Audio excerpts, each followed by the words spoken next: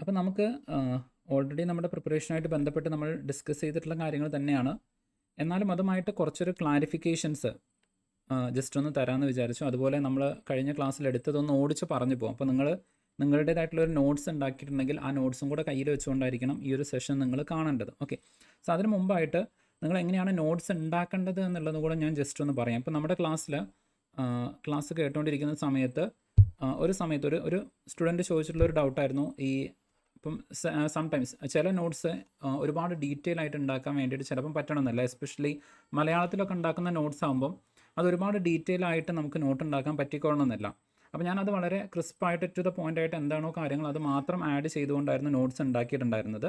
അപ്പം അങ്ങനത്തെ സബ്ജക്റ്റുകളൊക്കെ നിങ്ങൾ പഠിക്കുന്ന സമയത്ത് നിങ്ങൾക്ക് അതിൻ്റെ കൂടെ ഒരു റണ്ണിങ് നോട്ട് വേണം. നിങ്ങൾ തന്നെ എഴുതിയെടുക്കുന്ന, നിങ്ങൾ തന്നെ പ്രിപ്പയർ ചെയ്യുന്ന ഒരു നോട്ട് നിങ്ങൾക്ക് വേണം. ഇപ്പോൾ ഫോർ എക്സാമ്പിൾ നമ്മൾ കഴിഞ്ഞ ക്ലാസ്സിൽ എടുത്തിട്ടുണ്ടായിരുന്നത് വേണാട്, പിന്നെ അതിന് ശേഷം എടുത്തിട്ടുണ്ടായിരുന്നതായിരുന്നു മാർത്താണ്ഡവർമ്മ. ഓൾറെഡി നിങ്ങൾക്ക് അറിയാവുന്ന കാര്യമാണ്. ഓക്കെ, അപ്പോൾ മാർത്താണ്ഡവർമ്മ. അപ്പം നിങ്ങൾ ആ നോട്ട് ഉണ്ടാക്കുന്ന സമയത്ത് അതിൽ പറയുന്ന ഓരോ കാര്യവും നിങ്ങൾക്ക് ഇമ്പോർട്ടൻ്റ് ആയിട്ട് വരുന്നത് അത് നിങ്ങളുടെ ഭാഷയിൽ എഴുതി വെച്ചാൽ മതി. ഓക്കെ, നിങ്ങൾക്ക് എന്താണോ മനസ്സിലാവുന്നത് നിങ്ങൾക്ക് തോന്നുന്ന രൂപത്തിൽ ആ നോട്ട് നിങ്ങൾ മാത്രമാണ് റീഡ് ചെയ്യാൻ പോകുന്നത്. ഓക്കെ, അപ്പോൾ നിങ്ങൾക്ക് എങ്ങനെയാണോ മനസ്സിലാവുന്നത് ആ രൂപത്തിൽ ഒരു റണ്ണിങ് നോട്ട് എല്ലാ സബ്ജക്റ്റിനും നിങ്ങൾക്ക് ഉണ്ടായിരിക്കണം. അതായത് നിങ്ങൾ പഠിക്കുന്ന സമയത്ത് ഇപ്പോൾ അപ്കമിങ് ആയിട്ടുള്ള നമ്മുടെ കമ്പനി ബോർഡ് അസിസ്റ്റൻ്റ് അല്ലെങ്കിൽ യൂണിവേഴ്സിറ്റി അസിസ്റ്റൻ്റ് എക്സാമുകൾ, ഇനി അതല്ല LDC പോലെയുള്ള എക്സാമുകൾ, അതിനൊക്കെ വേണ്ടിയിട്ട് നിങ്ങൾ പ്രിപ്പയർ ചെയ്യുകയാണ് എന്നുണ്ടെങ്കിൽ തീർച്ചയായിട്ടും അതിന് ഒരു സെപ്പറേറ്റ് നോട്ട്ബുക്ക് ഓരോ സബ്ജക്റ്റിനും നിങ്ങൾക്ക് കീപ്പ് ചെയ്യാൻ പറ്റുമെങ്കിൽ നിങ്ങൾ അങ്ങനെ കീപ്പ് ചെയ്യണം എന്ന് ഞാൻ പറയുള്ളൂ. ഓക്കെ, ഓരോ സബ്ജക്റ്റിനും. എന്നിട്ട് അതിന് നിങ്ങളൊരു റണ്ണിങ് നോട്ട് ഉണ്ടാക്കണം. ഓക്കെ, സെപ്പറേറ്റ് ആയിട്ടുള്ള ഒരു റണ്ണിങ് നോട്ട് നിങ്ങൾ പ്രിപ്പയർ ചെയ്യണം. അപ്പോൾ ആ റണ്ണിങ് നോട്ട് എങ്ങനെ ഉണ്ടാക്കണം എന്നുള്ളതാണ് ഞാൻ പറയുന്നത്. ഓക്കെ, ആ റണ്ണിങ് നോട്ട് നിങ്ങൾ എങ്ങനെ പ്രിപ്പയർ ചെയ്യണം എന്നുള്ളതാണ്. അപ്പോൾ നിങ്ങൾ ഒരു ടോപ്പിക്ക് പഠിക്കുകയാണ് മാർത്താണ്ഡവർമ്മ. ഓക്കെ, ആ മാർത്താണ്ഡവർമ്മ എന്ന് പറയുന്ന ആ ഒരു ടോപ്പിക്കാണ് നിങ്ങൾ പഠിക്കുന്നത് എന്നുണ്ടെങ്കിൽ അതിൽ എന്തൊക്കെ പോയിൻ്റാണോ പറയുന്നത്, ഓക്കെ, ചില പോയിൻ്റ് ഞാൻ എംഫസിസ് ചെയ്ത് പറയാറുണ്ട്. ആ പോയിന്റുകൾ നിങ്ങൾ അങ്ങനെ തന്നെ എഴുതി വയ്ക്കാം. ഓക്കെ, അതായത് ആധുനിക തിരുവിതാംകൂറിൻ്റെ ശില്പിയാണ്, അതുപോലെ തന്നെ തിരുവിതാംകൂറിലെ ആദ്യത്തെ രാജാവാണ്, പിന്നെ നമ്മൾ പ്രധാനപ്പെട്ട വെല്ലുവിളികൾ പറഞ്ഞിട്ടുണ്ടായിരുന്നു. അപ്പോൾ അതിൽ ഓരോ വെല്ലുവിളികൾ നിങ്ങൾക്ക് എഴുതി വയ്ക്കാം. ഒന്നാമത്തെ വെല്ലുവിളി അത് നിങ്ങൾക്ക് മനസ്സിലാവുന്ന ഭാഷയിൽ എഴുതി വയ്ക്കാം. ഇനിയിപ്പോൾ അതല്ല എന്നുണ്ടെങ്കിൽ നിങ്ങൾക്ക് മലയാളത്തിൽ തന്നെ എന്ത് ചെയ്യാം, ഡീറ്റെയിൽ ആയിട്ട് എഴുതി വയ്ക്കാം. രാമവർമ്മയുടെ മകനായിരുന്നു മാർത്താണ്ഡവർമ്മ. രാമവർമ്മയുടെ സഹോദരിയുടെ പുത്രനായിരുന്നു മാർത്താണ്ഡവർമ്മ. രാമവർമ്മയുടെ മക്കളായിരുന്നു പത്മനാഭൻ തമ്പിയും രാമൻ തമ്പിയും. അപ്പോൾ ഈ പത്മനാഭൻ തമ്പിയും രാമൻ തമ്പിയും അത് മാർത്താണ്ഡവർമ്മയ്ക്ക് എഗെയിൻസ്റ്റ് ആയിട്ട് അല്ലെങ്കിൽ എതിരായിട്ട് ഗൂഢാലോചന ചെയ്തു. അങ്ങനെ നിങ്ങൾക്ക് വേണമെങ്കിൽ അങ്ങനെ മലയാളത്തിൽ തന്നെ എഴുതി വയ്ക്കാം. അതല്ല എന്നുണ്ടെങ്കിൽ നിങ്ങൾക്ക് വേണമെങ്കിൽ ഇതുപോലത്തെ ചിത്രങ്ങളൊക്കെ ആയിട്ട് രാമവർമ്മയ്ക്ക് സഹോദരിയുണ്ട്, സഹോദരിയുടെ പുത്രനാണ് മാർത്താണ്ഡവർമ്മ വരുന്നത്. അപ്പോൾ വേണമെങ്കിൽ നിങ്ങൾക്ക് ഇവിടെ എഴുതി വയ്ക്കാം മരുമക്കത്തായം. ഓക്കെ, മരുമക്കത്തായം. അതേപോലെ തന്നെ രാമവർമ്മയ്ക്ക് മക്കളാണ് പത്മനാഭൻ തമ്പിയും അതുപോലെ തന്നെ രാമൻ തമ്പിയും. ഇങ്ങനെ 2 മക്കളായിരുന്നു രാമവർമ്മയ്ക്ക് ഉണ്ടായിരുന്നത്. ഓക്കെ, അപ്പോൾ 2 മക്കൾ അവർ വേഴ്സസ് മാർത്താണ്ഡവർമ്മ. അപ്പോൾ നിങ്ങളുടെ ഭാഷയിൽ നിങ്ങൾക്ക് അറിയാവുന്ന രൂപത്തിൽ, നിങ്ങൾക്ക് കഴിയുന്ന രൂപത്തിൽ ഇതുപോലെ നിങ്ങൾ റണ്ണിങ് നോട്ട് ഉണ്ടാക്കണം. റണ്ണിങ് നോട്ട് എന്ന് വെച്ച് കഴിഞ്ഞാൽ നിങ്ങൾ ക്ലാസ് കേൾക്കുന്ന സമയത്ത് അതിൻ്റെ കൂടെ എഴുതി പോകുന്ന നോട്ടിനെയാണ് നമ്മൾ റണ്ണിങ് നോട്ട് എന്ന് പറയുന്നത്. ഓക്കെ, അപ്പോൾ അങ്ങനെ നിങ്ങൾ നോട്ട് ഉണ്ടാക്കി വെച്ചിരിക്കണം. ഓരോ സബ്ജക്റ്റിനും സെപ്പറേറ്റ് നോട്ട് നിങ്ങൾ കീപ്പ് ചെയ്യാൻ വേണം. ഓക്കെ, പിന്നെ അതുപോലെ രണ്ടാമത്തെ വെല്ലുവിളിയായിരുന്നു 8:30 യോഗം എന്ന് പറയുന്നത്. അപ്പോൾ അവരാരായിരുന്നു? ശ്രീ പത്മനാഭസ്വാമി ക്ഷേത്രത്തിൻ്റെ ഭരണം നടത്തിയിട്ടുണ്ടായിരുന്ന ആൾക്കാരായിരുന്നു. ഓക്കെ, യെസ് വിനീത, ഗുഡ് ഈവനിങ്. പിന്നെ അതുപോലെ തന്നെ 8 വീട്ടിൽ പിള്ളമാരുണ്ടായിരുന്നു. ഓക്കെ, 8 വീട്ടിൽ പിള്ളമാർ അവരാരായിരുന്നു എന്ന് ചോദിച്ചു കഴിഞ്ഞാൽ തിരുവിതാംകൂറിനെ 8 നികുതി ഭാഗങ്ങളായിട്ട് ഡിവൈഡ് ചെയ്തിട്ടുണ്ടായിരുന്നു. അല്ലെങ്കിൽ 8:30 യോഗക്കാർ തിരുവിതാംകൂറിനെ 8 ഭാഗങ്ങളായിട്ട് ഡിവൈഡ് ചെയ്ത് അവിടുത്തെ നികുതി പിരിക്കുന്നതിന് വേണ്ടിയിട്ട് 8 വീട്ടിൽ പിള്ളമാർക്ക് കൊടുത്തു. അപ്പോൾ അത് നിങ്ങൾ അവിടെ എഴുതി വെച്ചാൽ മതി. നിങ്ങളുടെ ഭാഷയിൽ നിങ്ങൾക്ക് മനസ്സിലാവുന്ന രൂപത്തിൽ നിങ്ങൾക്ക് ഇംഗ്ലീഷിലോ മലയാളത്തിലോ എങ്ങനെ വേണേലും എഴുതി വയ്ക്കാം. ഓക്കെ,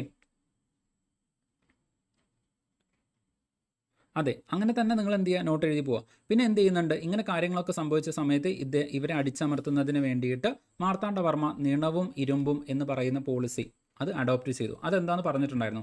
നിണെന്ന് പറയുന്ന സമയത്ത് രക്തം, അതായത് കൊന്നു കളയുന്നുണ്ട്. ഇരുമ്പെന്ന് പറയുന്ന സമയത്ത് തുറങ്കലിൽ അടയ്ക്കുന്നു. അങ്ങനെ നിങ്ങൾ അതിൻ്റെ കൂടെ എന്താണോ നിങ്ങൾക്ക് മനസ്സിലാവുന്നത് അത് എഴുതി വെച്ചാൽ മതി. പിന്നെ ആ നോട്ട് കാണുന്ന സമയത്ത് ഓട്ടോമാറ്റിക്കലി ആ ക്ലാസ് മുഴുവൻ ഒരു ക്വിക്ക് റിവിഷൻ എടുക്കുന്ന പോലെ നിങ്ങൾക്ക് ഫീൽ ചെയ്യും. ഓക്കെ, അതുപോലെ തന്നെ ഭരണപരിഷ്കാരങ്ങൾ എന്തൊക്കെയാണ് വരുന്നത് അത് ജസ്റ്റ് ഒന്ന് എഴുതി പോവാം. ഓക്കെ, സോ ഇങ്ങനെ ഒരു ക്വിക്ക് നോട്ട് നിങ്ങൾ ഉണ്ടാക്കണം. ഇതാണ് നോട്ട് മേക്കിങ്ങിൻ്റെ രീതി എന്ന് പറയുന്നത്. ചിലപ്പോൾ ഈ നോട്ട് മേക്കിങ്ങിൽ നിങ്ങൾക്ക് ഡിഫറെൻ്റ് ആയിട്ടുള്ള പോയിന്റ് വിട്ടുപോയേക്കാം, ഒരു കുഴപ്പമില്ല. ഓക്കെ, ഒരു കുഴപ്പമില്ല. ആ അഡീഷണൽ നോട്ട് നിങ്ങൾ അവസാനം എഴുതി വെച്ചാൽ മതി. ഓക്കെ, ഇനി വേണമെങ്കിൽ നിങ്ങൾ എന്ത് ചെയ്താൽ മതി, ഇവിടെ പേജ് നമ്പർ കൊടുത്താൽ മതി. ഓരോ പേജിലും നിങ്ങൾക്ക് എന്ത് ചെയ്താൽ മതി, 1, 2, 3. അപ്പോൾ ഇവിടെ 3-ാമത്തെ പേജ്.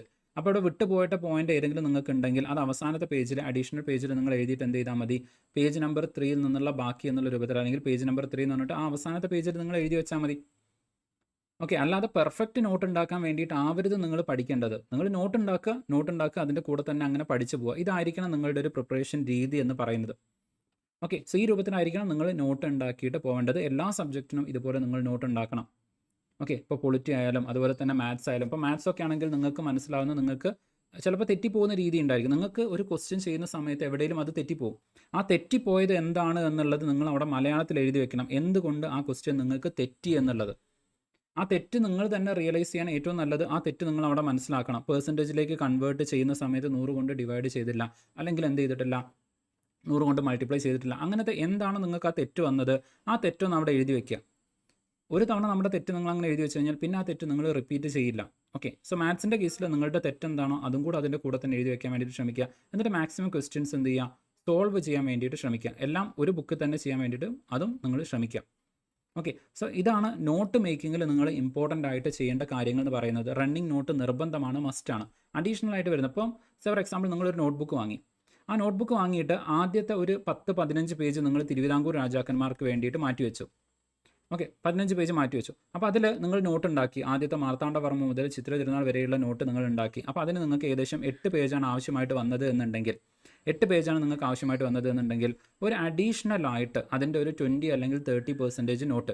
ഓക്കെ, ഇതിൻ്റെ 20% നോട്ട് എന്ന് പറയുന്ന സമയത്ത് 2-3 പേജും കൂടെ, ഓക്കെ, ഒരു 2-3 പേജും കൂടെ വിട്ടിട്ട് അടുത്ത ടോപ്പിക്ക് നിങ്ങൾ തുടങ്ങുക. തിരുവിതാംകൂർ രാജാക്കന്മാർ കഴിഞ്ഞ് യൂറോപ്യൻസിൻ്റെ അറൈവൽ ആണെങ്കിൽ യൂറോപ്യന്മാരുടെ ആഗമനം, അത് അടുത്ത് ഒരു 2-3 പേജ് വിട്ടിട്ട് നിങ്ങൾ തുടങ്ങുക. അതായത് 8 പേജിൽ നിങ്ങളുടെ നോട്ട് ഉണ്ടെങ്കിൽ ഏറ്റവും നല്ലത് അതിൻ്റെ ഒരു പകുതി നിങ്ങൾ വിട്ടിട്ട് അടുത്തത് തുടങ്ങുക.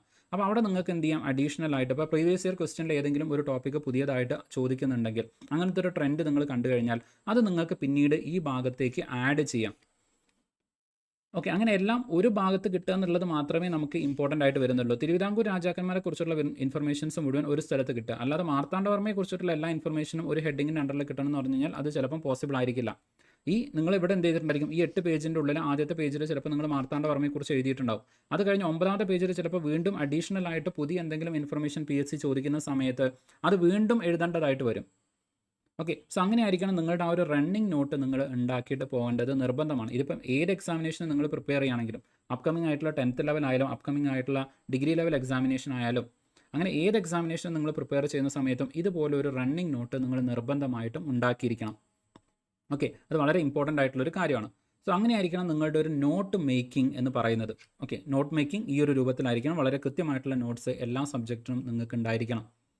ഇനി അതേപോലെ തന്നെ നമ്മുടെ സിലബസിലേക്ക് വരുന്ന സമയത്ത് നമ്മുടെ കഴിഞ്ഞ ഡിഗ്രി ലെവൽ എക്സാമിനേഷൻ്റെ പ്രിലിംസിൻ്റെ അതേ സിലബസ് തന്നെയായിരിക്കും. അവിടെ നമുക്ക് പ്രത്യേകിച്ചൊരു ഡിസ്കഷൻ്റെ ആവശ്യം വരുന്നില്ല. കഴിഞ്ഞ കോമൺ 2025 ഉണ്ടായിരുന്ന ഡിഗ്രി കോമൺ പ്രിലിംസ് എക്സാമിനേഷൻ്റെ സിലബസ് എന്തായിരുന്നോ അത് തന്നെ റിപ്പീറ്റ് ആയിട്ട് വരുള്ളൂ. അപ്പോൾ അതിൻ്റെ കേസിൽ എന്ത് വേണ്ട, സംശയമോ കാര്യങ്ങളൊന്നും വേണ്ടതില്ല.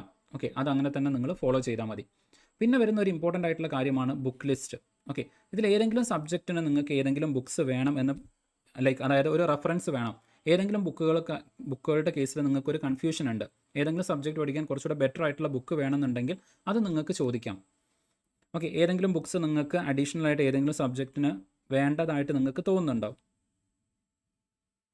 സാധാരണ നമ്മൾ പറയുന്ന ആ ബുക്കുകൾ അതെല്ലാം വരുന്നുണ്ട്. അപ്പം നമ്മുടെ ക്ലാസ്സിൽ ഫോളോ ചെയ്യുന്ന ബുക്കുകൾ ഞാൻ ആദ്യം ഒന്ന് പറയാം. അപ്പോൾ നമ്മുടെ പൊളിറ്റി അല്ലെങ്കിൽ കോൺസ്റ്റിറ്റ്യൂഷൻ്റെ കേസിലേക്ക് വരുന്ന സമയത്ത്, ഓക്കെ, കോൺസ്റ്റിറ്റ്യൂഷൻ്റെ കേസിലേക്ക് വരുന്ന സമയത്ത് നമ്മൾ പ്രധാനമായിട്ടും 2 ബുക്കുകളാണ് ഫോളോ ചെയ്യുന്നത്. ഒന്ന് ലക്ഷ്മികാന്ത്, രണ്ടാമതായിട്ട് നമ്മൾ ഫോളോ ചെയ്യുന്നത് കോൺസ്റ്റിറ്റ്യൂഷൻ തന്നെയാണ്. ഇത് രണ്ടും ഫോളോ ചെയ്തുകൊണ്ടായിരിക്കും നമ്മൾ പോകുന്നത്. ഓക്കെ, ജിയോഗ്രഫി ഞാൻ പറയാം. ഓക്കെ, അപ്പോൾ കോൺസ്റ്റിറ്റ്യൂഷൻ്റെ കേസിൽ ഈ പറയുന്ന 2 ബുക്കുകളാണ് നമ്മൾ ഫോളോ ചെയ്യുന്നത്.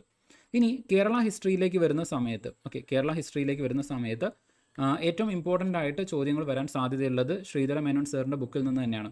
അപ്പോൾ ജസ്റ്റ് ഞാൻ നിങ്ങൾക്ക് അതും കൂടെ ഒന്ന് കാണിച്ചു തരാം. ശ്രീധര മേനോൻ സാറിൻ്റെ ഒരു ബുക്കല്ല, ഒരുപാട് ബുക്കുകളുണ്ട്. ആ എല്ലാ ബുക്കുകളും നമ്മൾ ഫോളോ ചെയ്യുന്നുണ്ട്. ഓക്കെ, ഞാൻ ജസ്റ്റ് നിങ്ങൾക്ക് കാണിച്ചു തരാം.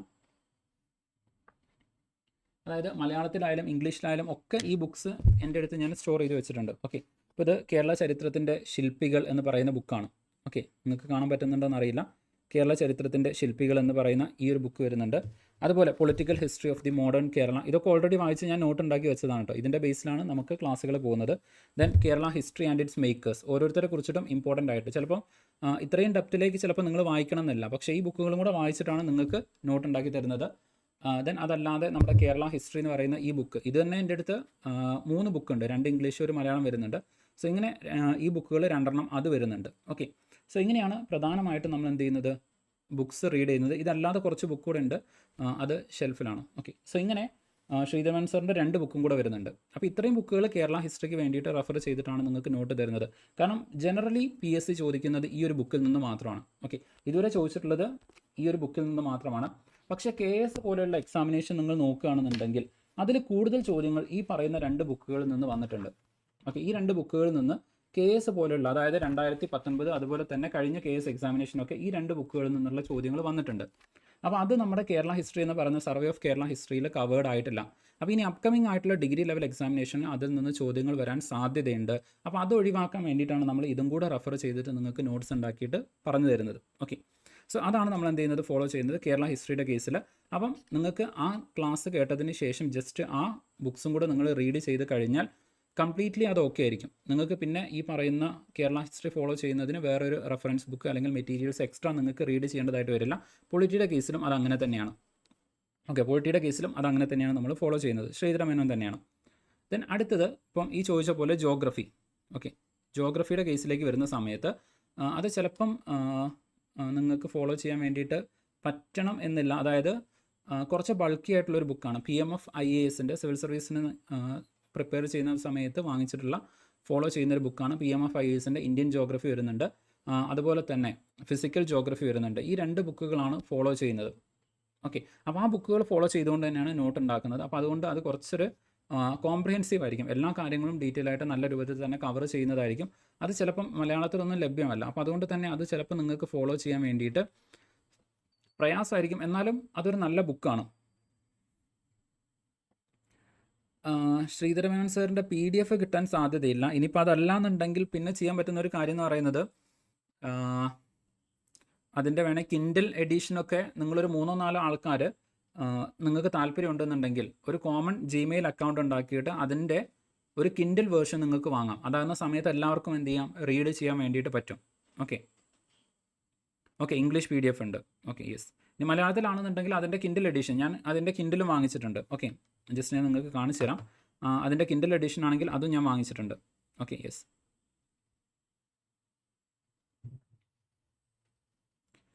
മലയാളം PDF ഉണ്ടാവാൻ സാധ്യതയില്ല. ഓക്കെ, സാധ്യത കുറവാണ്. Okay, yes. അതായത് ഇപ്പോൾ പുതിയൊരു ടാബ് ഓപ്പൺ ആക്കാൻ വേണ്ടിയിട്ട് ചെറിയ പ്രയാസമുണ്ട്. എന്തായാലും കിൻഡിൽ എഡിഷൻ അതും ഞാൻ വാങ്ങിച്ചിട്ടുണ്ട്. ഓക്കെ, അതായത് ചിലപ്പം എന്തെങ്കിലും എവിടെയെങ്കിലും ഓടി പോവുകയാണ് എന്നുണ്ടെങ്കിൽ, അതായത് നമ്മളിപ്പം എല്ലാ സമയത്തും നമ്മുടെ എല്ലാ ബുക്കും എനിക്ക് എല്ലാ സ്ഥലത്തും കൊണ്ടുപോകാൻ പറ്റില്ല. അപ്പോൾ അതുകൊണ്ട് എല്ലാത്തിൻ്റെയും ഒരു കിൻഡിൽ എഡിഷനും കൂടെ ഞാൻ വാങ്ങിച്ച് വെച്ചിട്ടുണ്ട് ആമസോണിൽ. അപ്പോൾ അവിടെ നിന്നൊക്കെ ഇമ്പോർട്ടൻ്റ് ആയിട്ട് പെട്ടെന്ന് എന്തെങ്കിലും സാധനങ്ങളൊന്ന് റെഫർ ചെയ്യണമെന്നുണ്ടെങ്കിൽ അത് നോക്കിയിട്ടാണ് പറയാറുള്ളത്. അപ്പോൾ അങ്ങനെ ഏത് നിങ്ങൾക്ക് എടുക്കാം. ഓക്കെ, അതിൻ്റെ PDF ദയവേത് നമ്മുടെ ഗ്രൂപ്പിൽ ഇടരുത് കേട്ടോ. ഓക്കെ, ആർക്കെങ്കിലും വേണമെങ്കിൽ പേഴ്സണലായിട്ട് വേണം എന്ന് പറഞ്ഞുകൊണ്ട് DM ഇടുക, എന്നിട്ട് വേണമെങ്കിൽ എന്ത് ചെയ്യാൻ ഷെയർ ചെയ്യാം. കാരണം അത് പൈറസിയാണ്. ഓക്കെ, സോ അതുകൊണ്ട് തന്നെ ഗ്രൂപ്പിലൊക്കെ ഇട്ട് കഴിഞ്ഞാൽ സ്വാഭാവികമായിട്ടും അതിൻ്റെ പ്രശ്നം എൻ്റെ അടുത്തേക്ക് വരും. അപ്പോൾ അതുകൊണ്ട് അങ്ങനത്തെ കാര്യങ്ങൾ നിങ്ങൾ ഷെയർ ചെയ്യരുത്. ഗ്രൂപ്പ് അഡ്മിൻ ആയിരിക്കും അല്ലെങ്കിൽ എനിക്കായിരിക്കും അതിൻ്റെ ഒരു പ്രശ്നം. അപ്പോൾ അത്തരം പൈറേറ്റഡ് ആയിട്ടുള്ള സാധനങ്ങൾ നിങ്ങൾ എന്ത് ചെയ്യരുത്, ഗ്രൂപ്പിലേക്ക് ഷെയർ ചെയ്യാൻ വേണ്ടിയിട്ട് പാടില്ല. ഓക്കെ, ഞാനത് ഓൾറെഡി നിങ്ങളുടെ അടുത്ത് പറയാണ്. അതിനെ പ്രൊമോട്ട് ചെയ്യാനും നമുക്ക് പറ്റില്ല. Okay, yes. അപ്പോൾ നിങ്ങൾക്ക് എന്ത് ചെയ്യാം, വേണ്ടവർ കോൺടാക്റ്റ് ചെയ്യാമെന്ന് പറഞ്ഞുകൊണ്ട് ഉള്ള ആൾക്കാർക്ക് വേണമെങ്കിൽ മെസ്സേജ് ഇടാം, അല്ലാത്തവർക്ക് വേണമെങ്കിൽ എന്ത് ചെയ്യാം, പ്രൈവറ്റായിട്ട് നിങ്ങൾക്ക് അങ്ങനെ വേണമെങ്കിൽ കോൺടാക്റ്റ് ചെയ്യാം. Okay, yes.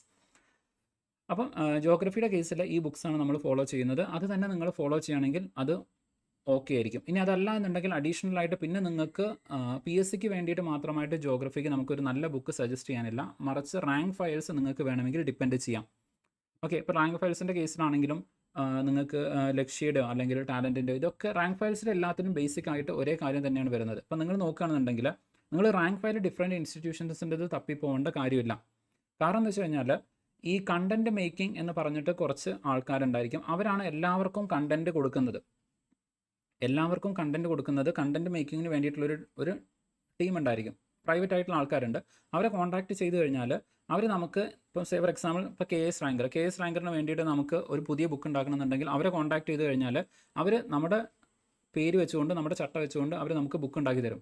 അതിൻ്റെ ഉള്ളിലുള്ള കണ്ടൻറ്റിൽ ചെറിയ അറേഞ്ച്മെൻറ്റ് വരുത്തും. കണ്ടൻറ്റ് എല്ലാം സെയിം തന്നെയായിരിക്കും. ഓക്കെ, അപ്പം അങ്ങനെ നോക്കുന്ന സമയത്ത് ഇത് മറ്റുള്ള ആൾക്കാർ ക്രിയേറ്റ് ചെയ്ത് തരുന്ന കണ്ടൻറ്റുകളാണ്. അപ്പോൾ അതുകൊണ്ട് ഒന്ന് ബെറ്റർ ആണ്, അല്ലെങ്കിൽ ഇതിൻ്റെ അകത്ത് കൂടുതലുണ്ട്, ഇതിൻ്റെ അകത്ത് കുറവുണ്ട് എന്ന് നമുക്ക് പറയാൻ വേണ്ടിയിട്ട് പറ്റില്ല. കണ്ടൻസ് എല്ലാം തന്നെ സെയിം ആയിട്ട് തന്നെ വരുന്നതായിരിക്കും. നിങ്ങൾക്ക് നോക്കിയിട്ട് ഇപ്പോൾ ചിലതിലേക്കൊക്കെ നോക്കുന്ന സമയത്ത് കുറേ കൂടെ ആർട്ട് അല്ലെങ്കിൽ മാപ്പ് അങ്ങനെയുള്ള കാര്യങ്ങളൊക്കെ ഉണ്ടായിരിക്കും. അപ്പോൾ നിങ്ങൾ ഏതെങ്കിലും ഒരു ബുക്ക് സ്റ്റോളിൽ പോയിട്ട് നിങ്ങൾ അവിടെയുള്ള ഏതെങ്കിലും റാങ്ക് ഫയൽ എടുത്ത് നോക്കിയിട്ട് ഏതാണ് നിങ്ങൾക്ക് നന്നായിട്ട് ഫോളോ ചെയ്യാൻ വേണ്ടിയിട്ട് പറ്റുന്നത് അത് നിങ്ങൾ നോക്കുക, എന്നിട്ട് അത് നിങ്ങൾ വായിക്കുക. അതല്ലാതെ കണ്ടൻറ്റിൻ്റെ കേസിൽ നിങ്ങൾ എന്ത് ചെയ്യേണ്ട, ഫോളോ ചെയ്യേണ്ടതില്ല. Okay, yes. N C R ടിയുടെ കേസിലേക്ക് വരുന്ന സമയത്തും സെലക്റ്റീവ് ആയിട്ടാണ് നമ്മൾ വായിക്കേണ്ടത്. എൻ സി ആർ ടി നമ്മൾ കവർ ചെയ്യാൻ വേണ്ടിയിട്ട് നോക്കുന്നുണ്ടായിരിക്കും. ഞാൻ നേരത്തെ പറഞ്ഞല്ലോ UPS റാങ്കർ എന്ന് പറഞ്ഞ ചാനലിൽ ഞാൻ അതിൻ്റെ കുറച്ച് കാര്യങ്ങൾ ഇങ്ങനെ സെറ്റ് ആക്കിക്കൊണ്ടിരിക്കുകയായിരുന്നു. അപ്പം ഈവൻ ഇന്ന് തന്നെ കുറച്ചൊന്ന് നമ്മുടെ ക്ലാസ് തുടങ്ങാൻ ഒന്ന് ലേറ്റ് ആയത് ഡെഫിനറ്റ്ലി ഒരു ടെക്നിക്കൽ ഡിലേ ഉണ്ടായിരുന്നു. അതുപോലെ തന്നെ മറ്റൊരു പ്രശ്നം എന്ന് വെച്ച് കഴിഞ്ഞാൽ, പ്രശ്നമല്ല, നമ്മുടെ ആപ്പിൽ ഇപ്പോൾ നിങ്ങൾ കയറി നോക്കുകയാണെങ്കിൽ പൊളിറ്റിയുടെ അണ്ടറിൽ ഒരു ക്വിസ് ആഡ് ചെയ്ത് നിങ്ങൾക്ക് കാണാൻ വേണ്ടി പറ്റും. തുടങ്ങിയിട്ടില്ല, ഞാൻ അതിൻ്റെ വർക്കിലായിരുന്നു. ഓക്കെ, സോ അതിൻ്റെ ബാക്ക് എൻഡ് വർക്കായിരുന്നു. ആ ക്വിസ് അവിടെ ആഡ് ചെയ്തിട്ടുണ്ട്. ക്വിസിൽ ക്വസ്റ്റ്യൻസ് ഒന്നുമില്ല, നിങ്ങൾക്ക് കയറി ചെക്ക് ചെയ്ത് നോക്കാം, അത്രമാത്രം. അപ്പോൾ അതിൽ ക്വിസ് ആഡ് ചെയ്തിട്ടുണ്ട്. അപ്പോൾ ഇനി അങ്ങോട്ടേക്ക് ഓരോ ടോപ്പിക്ക് കഴിയുന്ന സമയത്തും അവിടെ ക്വിസ് ആഡ് ചെയ്യാൻ വേണ്ടിയിട്ട് വിചാരിക്കുന്നുണ്ട്. ഓക്കെ, ക്വിസ് ആഡ് ചെയ്യാൻ വേണ്ടിയിട്ട് വിചാരിക്കുന്നുണ്ട്. അതൊരു ഇമ്പോർട്ടൻ്റ് ആയിട്ടുള്ള കാര്യമാണ്, ഫോളോ ചെയ്യണം. ഓക്കെ, ജസ്റ്റ് ഒരു സെക്കൻഡ്, ഞാൻ ഒന്ന് മൂവ് ചെയ്തിട്ട് ഇപ്പോൾ വരാം, ഒരു 5 seconds.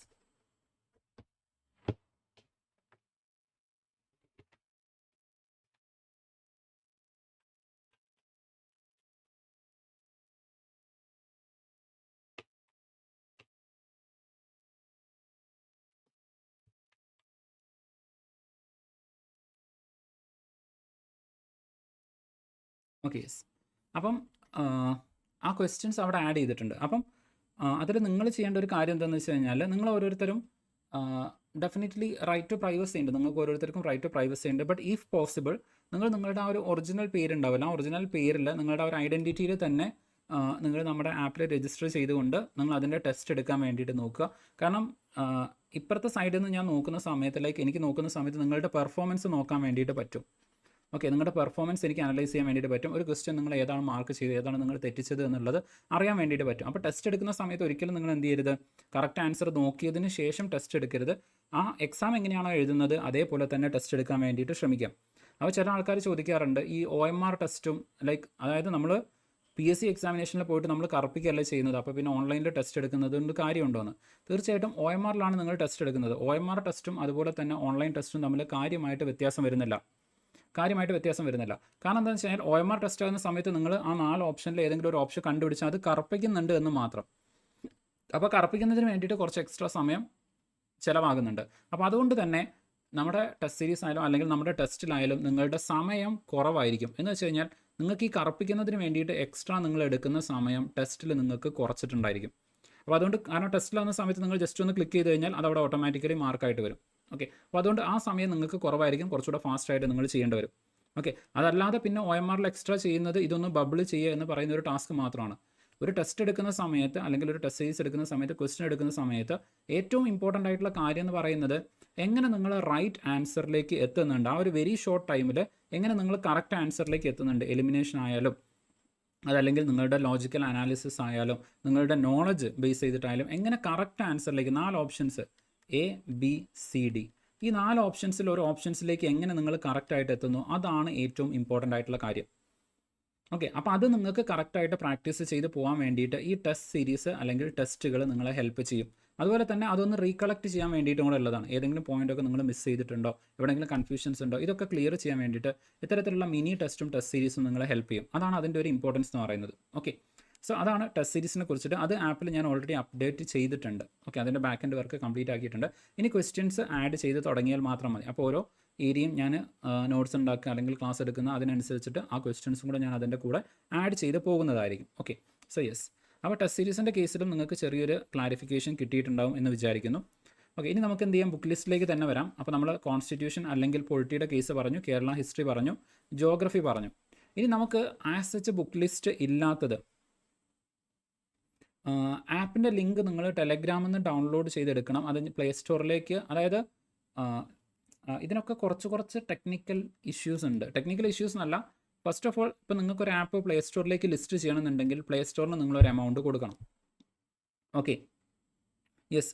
ഗ്രൂപ്പിൽ ലിങ്ക് ഉണ്ട് എന്നല്ല, ആപ്പിൻ്റെ ആ ഒരു ഫയൽ അവിടെ ഉണ്ട്, APK ഫയലുണ്ട്. അത് നിങ്ങൾക്ക് ഡൗൺലോഡ് ചെയ്തിട്ട് ഇൻസ്റ്റാൾ ചെയ്യാൻ വേണ്ടിയിട്ട് ശ്രമിക്കും. പക്ഷേ അവിടെയുള്ള ചെറിയൊരു പ്രശ്നം എന്ന് വെച്ച് കഴിഞ്ഞാൽ, if I M correct, Android 14 താഴെയുള്ള ഡിവൈസിൽ ചിലപ്പോൾ അത് വർക്ക് ചെയ്യാൻ സാധ്യതയില്ല. അപ്പോൾ അതിന് മുകളിലുള്ള ഡിവൈസിൽ മാത്രമാണ് അതിപ്പോൾ വർക്ക് ചെയ്യുന്നത്.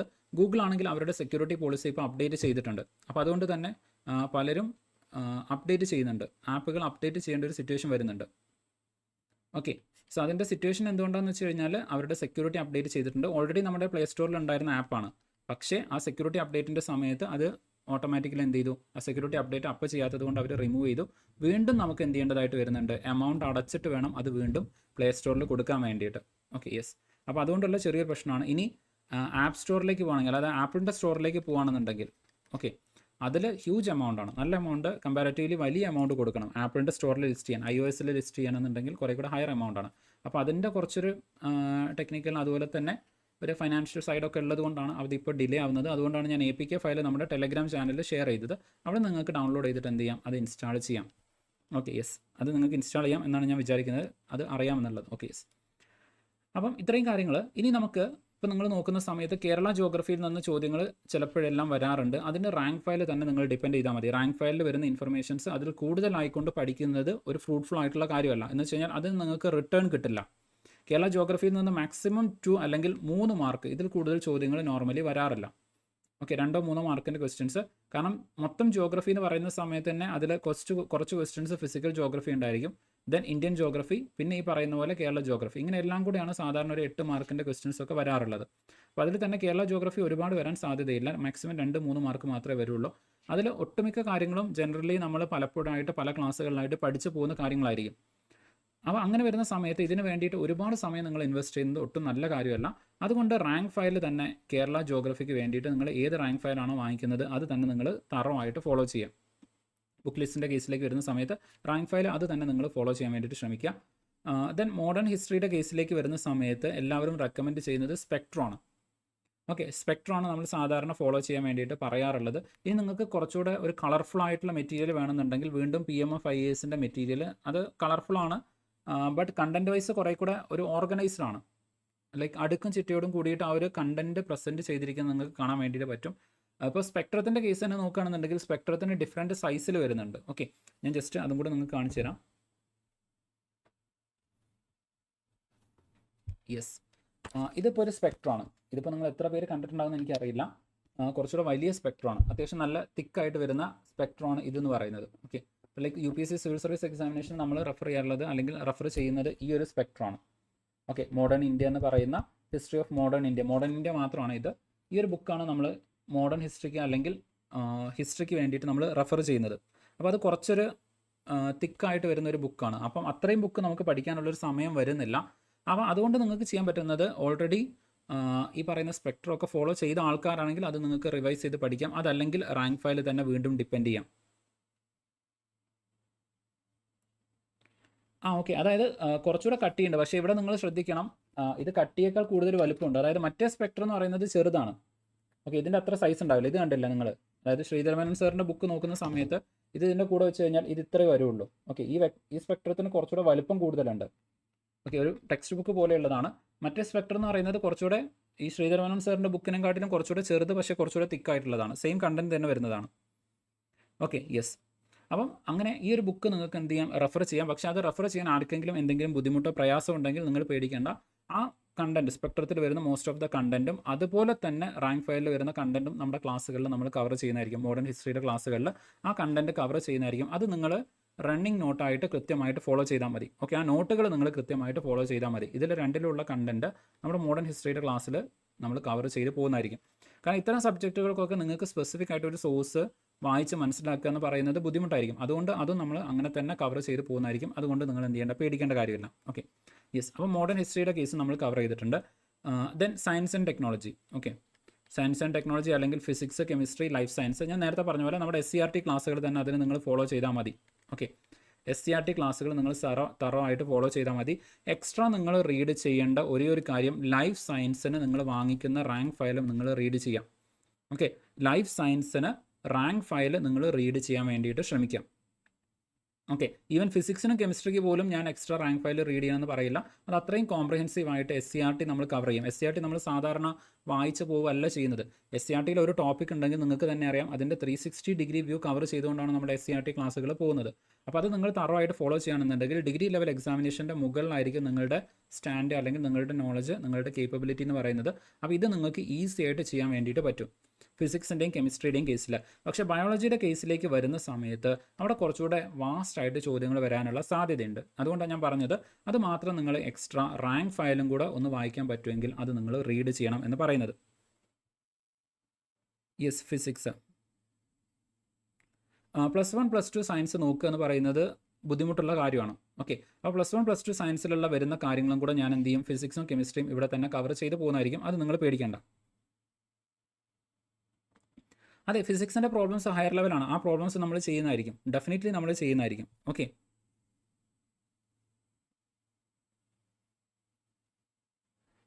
ടെക്സ്റ്റ് എന്ന് ഉദ്ദേശിച്ചത് സ്പെക്ട്രം ആണെങ്കിൽ നിങ്ങൾക്ക് സ്പെക്ട്രം വായിക്കാൻ ബുദ്ധിമുട്ടുണ്ടെങ്കിൽ സ്പെക്ട്രം നിങ്ങൾ ഫോളോ ചെയ്യണമെന്നല്ല. മോഡേൺ ഹിസ്റ്ററിയുടെ ക്ലാസ്സും അതുപോലെ തന്നെ മോഡേൺ ഹിസ്റ്ററി ക്ലാസ് എന്തായാലും നിങ്ങൾ ഫോളോ ചെയ്യണം. അതുപോലെ തന്നെ നോട്ട്സും നിങ്ങൾ ഫോളോ ചെയ്താൽ മതി. Okay, yes. ഫിസിക്സിൻ്റെയും കെമിസ്ട്രിയുടെയും കേസൊന്നും നിങ്ങൾ ഒട്ടും ടെൻഷൻ ആവേണ്ട. ഫിസിക്സ് നിങ്ങൾക്ക് സെറ്റ് ആയിട്ടുണ്ടായിരിക്കും. ഓക്കെ, അതായത് ഫിസിക്സും കെമിസ്ട്രിയും ഒക്കെ അപ്കമിങ് ആയിട്ടുള്ള യൂണിവേഴ്സിറ്റി എക്സാമിനേഷൻ്റെ മെയിൻസ് പേപ്പറിൽ ഉണ്ടാവാൻ നല്ല സാധ്യതയുണ്ട്. കാരണം കുറേ കൂടെ യൂണിവേഴ്സിറ്റി എക്സാം ആയത് എഡ്യൂക്കേഷൻ സൈഡ് ആയതുകൊണ്ടും സയൻസ് ആൻഡ് ടെക്നോളജി ആയതുകൊണ്ടും തീർച്ചയായിട്ടും നമ്മുടെ സെക്രട്ടേറിയറ്റ് അസിസ്റ്റൻറ്റിന് എത്ര വെയിറ്റേജ് ഉണ്ടായിരുന്നോ അതേ വെയിറ്റേജ് ചിലപ്പം കുറച്ചും കൂടെ ഹയർ വെയിറ്റേജിൽ ചിലപ്പം വരാൻ സാധ്യതയുണ്ട്. ഓക്കെ, തീർച്ചയായിട്ടും യൂണിവേഴ്സിറ്റി അസിസ്റ്റൻറ്റ് എക്സാമിനേഷന് വരാൻ സാധ്യതയുണ്ട്. പിന്നെ യൂണിവേഴ്സിറ്റി അസിസ്റ്റൻറ്റിൻ്റെ കഴിഞ്ഞ എക്സാമിനേഷനിൽ ആ ഒരു സിംഗിൾ പേപ്പറിൽ സ്പെഷ്യൽ ടോപ്പിക്കുകൾ ഉണ്ടായിരുന്നു. അത് ഈ വർഷം ഒരു സെക്കൻഡ് ടോപ്പിക്കായിട്ട് അല്ലെങ്കിൽ ഒരു സെക്കൻഡ് പേപ്പറായിട്ട് വരാനാണ് സാധ്യത. അപ്പോൾ അതിൽ എഡ്യൂക്കേഷൻ കമ്മീഷൻ നമ്മൾ കഴിഞ്ഞതിൽ പറഞ്ഞ പോലെ അങ്ങനത്തെ കാര്യങ്ങളായിരിക്കും അവിടെ വരാൻ വേണ്ടിയിട്ട് പോകുന്നത്. Okay, so coming back to the point. അപ്പോൾ ഈ പറയുന്ന SCERT ക്ലാസ്സുകൾ നിങ്ങൾ തറവായിട്ട് ഫോളോ ചെയ്ത് കഴിഞ്ഞാൽ അതിൽ അപ്കമിങ് ഡേയ്സിൽ നമ്മൾ പ്രോബ്ലംസും കാര്യങ്ങളൊക്കെ ചെയ്യുന്നതായിരിക്കും. അപ്പോൾ അത് മാത്രം നിങ്ങൾ നന്നായിട്ട് ഫോളോ ചെയ്താൽ മതി. അതും ന്യൂ NCERT ഫോളോ ചെയ്യാം. ഓക്കെ, ന്യൂ NCERT തന്നെ നിങ്ങൾ ഫോളോ ചെയ്യാൻ വേണ്ടിയിട്ട് ശ്രമിക്കുക. അതിൻ്റെ ക്ലാസ്സുകൾ നിങ്ങൾ പ്രോപ്പറായിട്ട് നന്നായിട്ട് ഫോളോ ചെയ്താൽ മതി. കാരണം എന്ന് പറയാൻ കാരണം ഈ പുതിയ NCERT ബേസ് ചെയ്തിട്ടാണ് അപ്കമിങ് ആയിട്ടുള്ള കഴിഞ്ഞ റീസെൻറ്റ് ട്രെൻഡ്. ഓക്കെ, ഒരു വർഷം 2024-25 നടന്നിട്ടുള്ള പ്രധാനപ്പെട്ട എക്സാമിനേഷൻ, ഞാൻ പറഞ്ഞാൽ 2024 നോട്ടിഫിക്കേഷൻ വന്ന് 2025 നടന്ന എക്സാമിനേഷൻ നിങ്ങൾ നോക്കിക്കഴിഞ്ഞാൽ ആ എക്സാമിനേഷനിലെല്ലാം പുതിയ SCERT ബേസ് ചെയ്തുകൊണ്ടാണ് ചോദ്യങ്ങൾ വന്നിരിക്കുന്നത്. ഓക്കെ, സോ അതുകൊണ്ട് അത് തന്നെയായിരിക്കണം നിങ്ങൾ എന്ത് ചെയ്യേണ്ടത്, ഫോളോ ചെയ്ത് വരേണ്ടത്. ഓക്കെ, സോ അതാണ് SCERTയെ സംബന്ധിച്ചിട്ട് പ്രധാനമായിട്ടും വരുന്നത്. ഓക്കെ, ദെൻ പിന്നെ ഏത് സബ്ജക്റ്റാണ് നമുക്ക് നോക്കേണ്ടത്. പിന്നെ അതുപോലെ തന്നെ ഈ ആർട്സ്, സ്പോർട്സ്, ലിറ്ററേച്ചർ. ഓക്കെ, അപ്പോൾ ലിറ്ററേച്ചറിന് ഇഫ് പോസിബിൾ ഞാനൊരു ക്ലാസ് വെക്കുന്നതായിരിക്കും. ഓക്കെ, യെസ്, വേൾഡ് ഹിസ്റ്ററി പറയാം. വേൾഡ് ഹിസ്റ്ററി നമ്മളുടെ തന്നെ ഒരു ക്ലാസ് ഇപ്പം അതായത് ചിപ്പി മാം.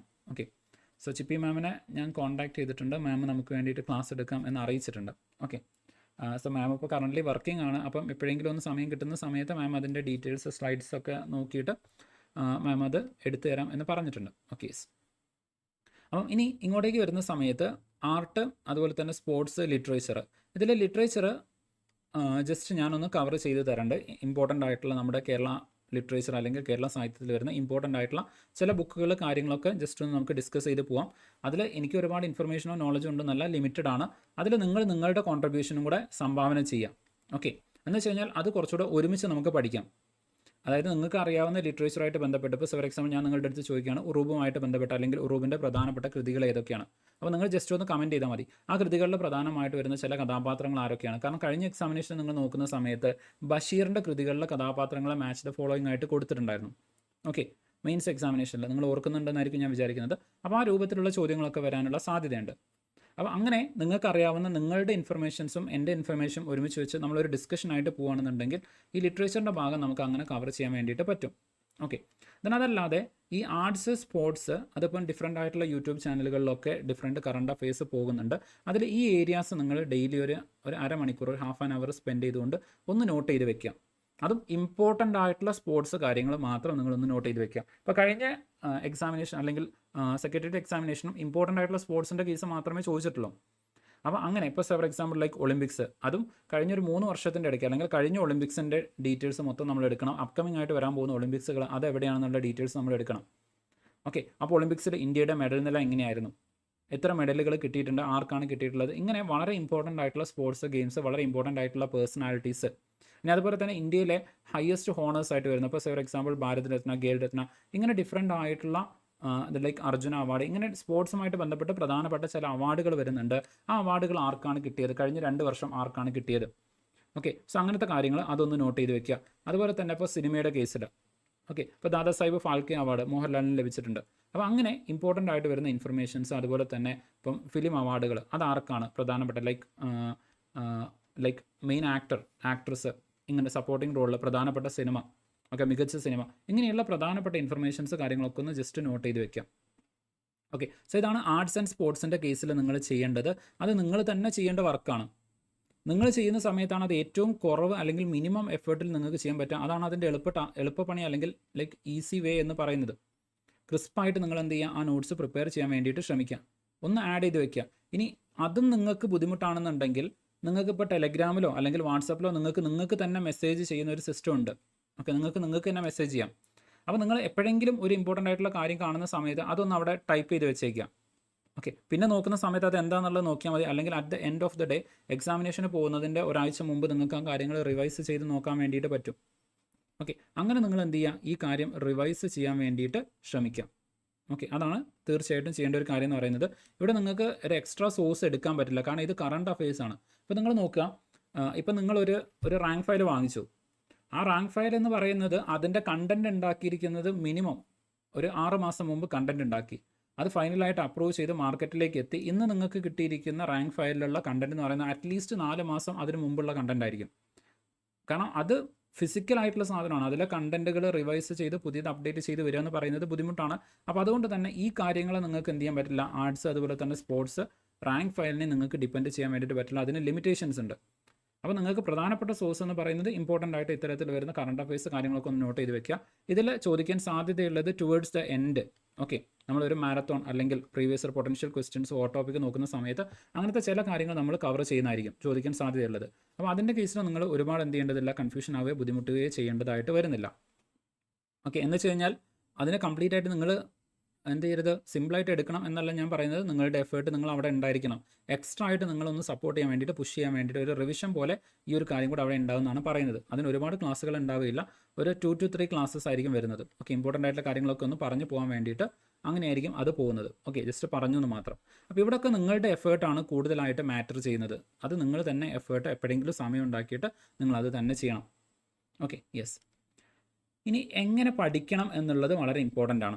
എങ്ങനെ പഠിക്കണം എന്നുള്ളത്, പഠിക്കുന്ന സമയത്ത് തീർച്ചയായിട്ടും റിവിഷൻ റിവിഷൻ എന്ന് പറയുന്നത് വളരെ ഇമ്പോർട്ടൻ്റ് ആണ്. പ്രോപ്പറായിട്ട് നിങ്ങൾ നോട്ട് ഉണ്ടാക്കിയിരിക്കണം. പഠിക്കുന്ന സബ്ജക്റ്റുകൾ കൃത്യമായിട്ട് കൺസെപ്ച്വൽ ക്ലാരിറ്റിയോട് കൂടിയിട്ട് തന്നെ എവിടെ നിന്നാണ് ചോദ്യം ചോദിക്കുകയെന്ന് മനസ്സിലാക്കിയിട്ട് തന്നെ നിങ്ങൾ പഠിക്കണം.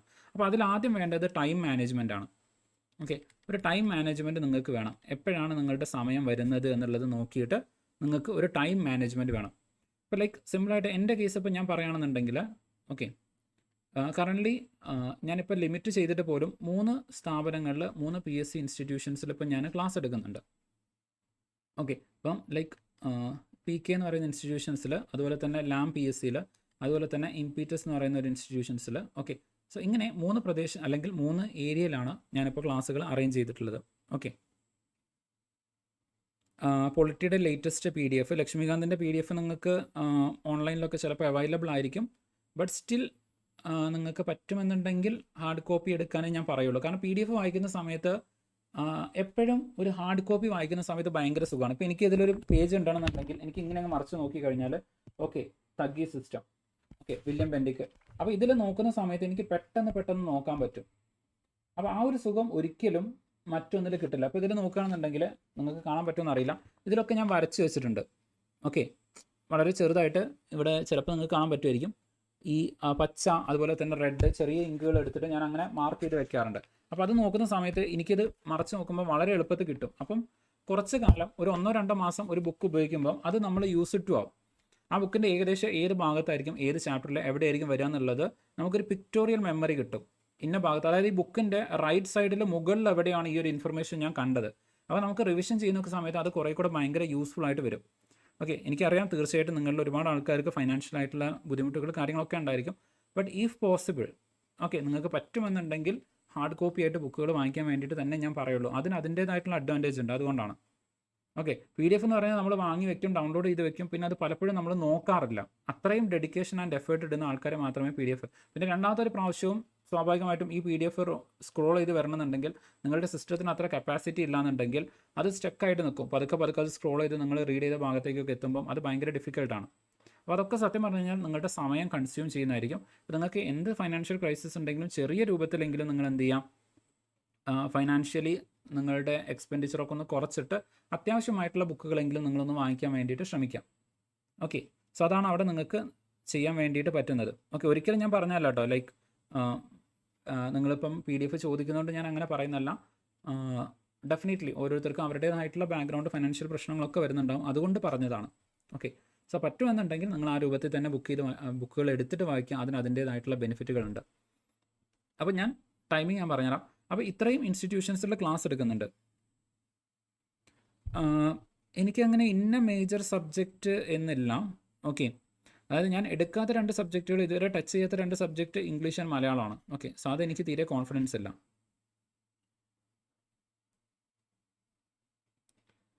ലൈബ്രറിയിലും കിട്ടാൻ ചാൻസ് ഉണ്ട്, പക്ഷേ ഇങ്ങനത്തെ ബുക്കുകളൊക്കെ ലൈബ്രറിയിൽ കൊണ്ടുവയ്ക്കാൻ സാധ്യത കുറവാണ്. ലിറ്ററേച്ചറായിട്ട് ബന്ധപ്പെട്ടത് പോപ്പുലർ ആയിട്ടുള്ള എല്ലാവർക്കും പൊതുവേ എടുക്കാൻ പറ്റുന്ന ബുക്കുകളായിരിക്കും ലൈബ്രറികളിലൊക്കെ ഉണ്ടാകുന്നത്. ഓക്കെ, സോ അതല്ലാതെ ബുക്കുകൾ കിട്ടാനുള്ള പ്രയാസം അല്ലെങ്കിൽ അതിന് ബുദ്ധിമുട്ടുണ്ട്. യെസ്, ദെൻ ഇപ്പോൾ ഈ പറഞ്ഞ പോലെ എൻ്റെ മേജർ സബ്ജക്റ്റ് എന്താണെന്ന് വെച്ച് കഴിഞ്ഞാൽ ഞാൻ എല്ലാ സബ്ജക്റ്റുകളും എടുക്കാറുണ്ട്.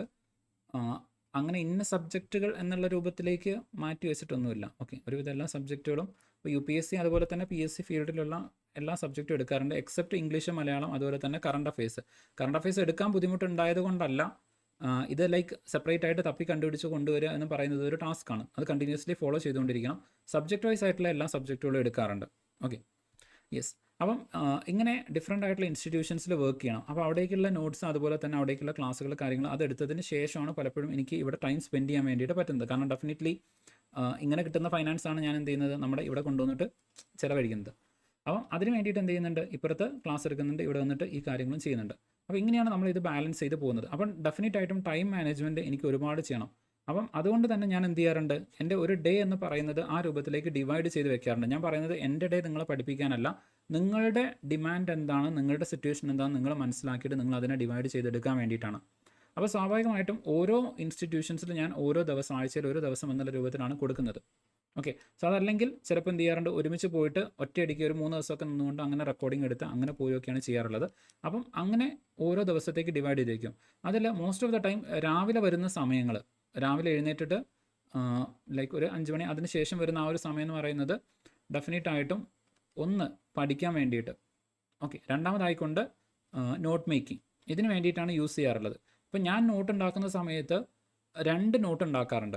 ഓക്കെ, ഒന്നാമത്തെ നോട്ട് ഇപ്പോൾ നിങ്ങൾക്ക് തന്നെ അറിയാം, എൻ്റെ നോട്ടുകൾ ഇപ്പോൾ ലൈക്ക് നിങ്ങൾ കേരള ഹിസ്റ്ററിയുടെ ക്ലാസ്സുകളൊക്കെ കണ്ടിട്ടുണ്ടായിരിക്കും. അപ്പോൾ കേരള ഹിസ്റ്ററിയുടെ ക്ലാസ്സിൻ്റെ നോട്ട് ഞാൻ ഉണ്ടാക്കുന്നതിന് മുമ്പ് ആദ്യം ഞാൻ ആ നോട്ടുകൾ വരച്ച് നോക്കും. ഓക്കെ, ജസ്റ്റ് ഓരോ കാര്യങ്ങളൊന്ന് വരച്ച് നോക്കിയിട്ട് അതിൻ്റെ അകത്ത് മാപ്പിൽ അടയാളപ്പെടുത്തിയിട്ട് പിന്നെ ആ നോട്ടുകൾ ഞാൻ ഉണ്ടാക്കുന്നതാണ്. ആ മാപ്പുകളൊന്നും ഞാൻ വേറെ എവിടെന്നെങ്കിലും കോപ്പി പേസ്റ്റ് ചെയ്ത് വെച്ച മാപ്പുകളല്ല, ഞാൻ തന്നെ ക്രിയേറ്റ് ചെയ്ത് ലൈക്ക് മാപ്പ് എടുത്ത് അതിൽ ഓരോ കാര്യങ്ങൾ അടയാളപ്പെടുത്തി അങ്ങനെ വരച്ചുണ്ടാക്കുന്ന മാപ്പുകളാണ് ഡിജിറ്റലി. അപ്പം അങ്ങനെ ചെയ്യുന്ന സമയത്ത് ഫസ്റ്റ് 2 നോട്ട് മേക്കിംഗ് 2 സമയത്തായിട്ട് ചെയ്യണം. പിന്നെ അതിൻ്റെ സ്ലൈഡ് ഉണ്ടാക്കിയിട്ടാണ് ചെയ്യുന്നത്. അപ്പോൾ ടൈം മാനേജ്മെൻറ്റ് എന്ന് പറയുന്നത് നമ്മൾ വിചാരിച്ചു കഴിഞ്ഞാൽ കുറേ കാര്യങ്ങൾ നമുക്ക് മാനേജ് ചെയ്യാൻ വേണ്ടിയിട്ട് പറ്റും. ഓക്കെ,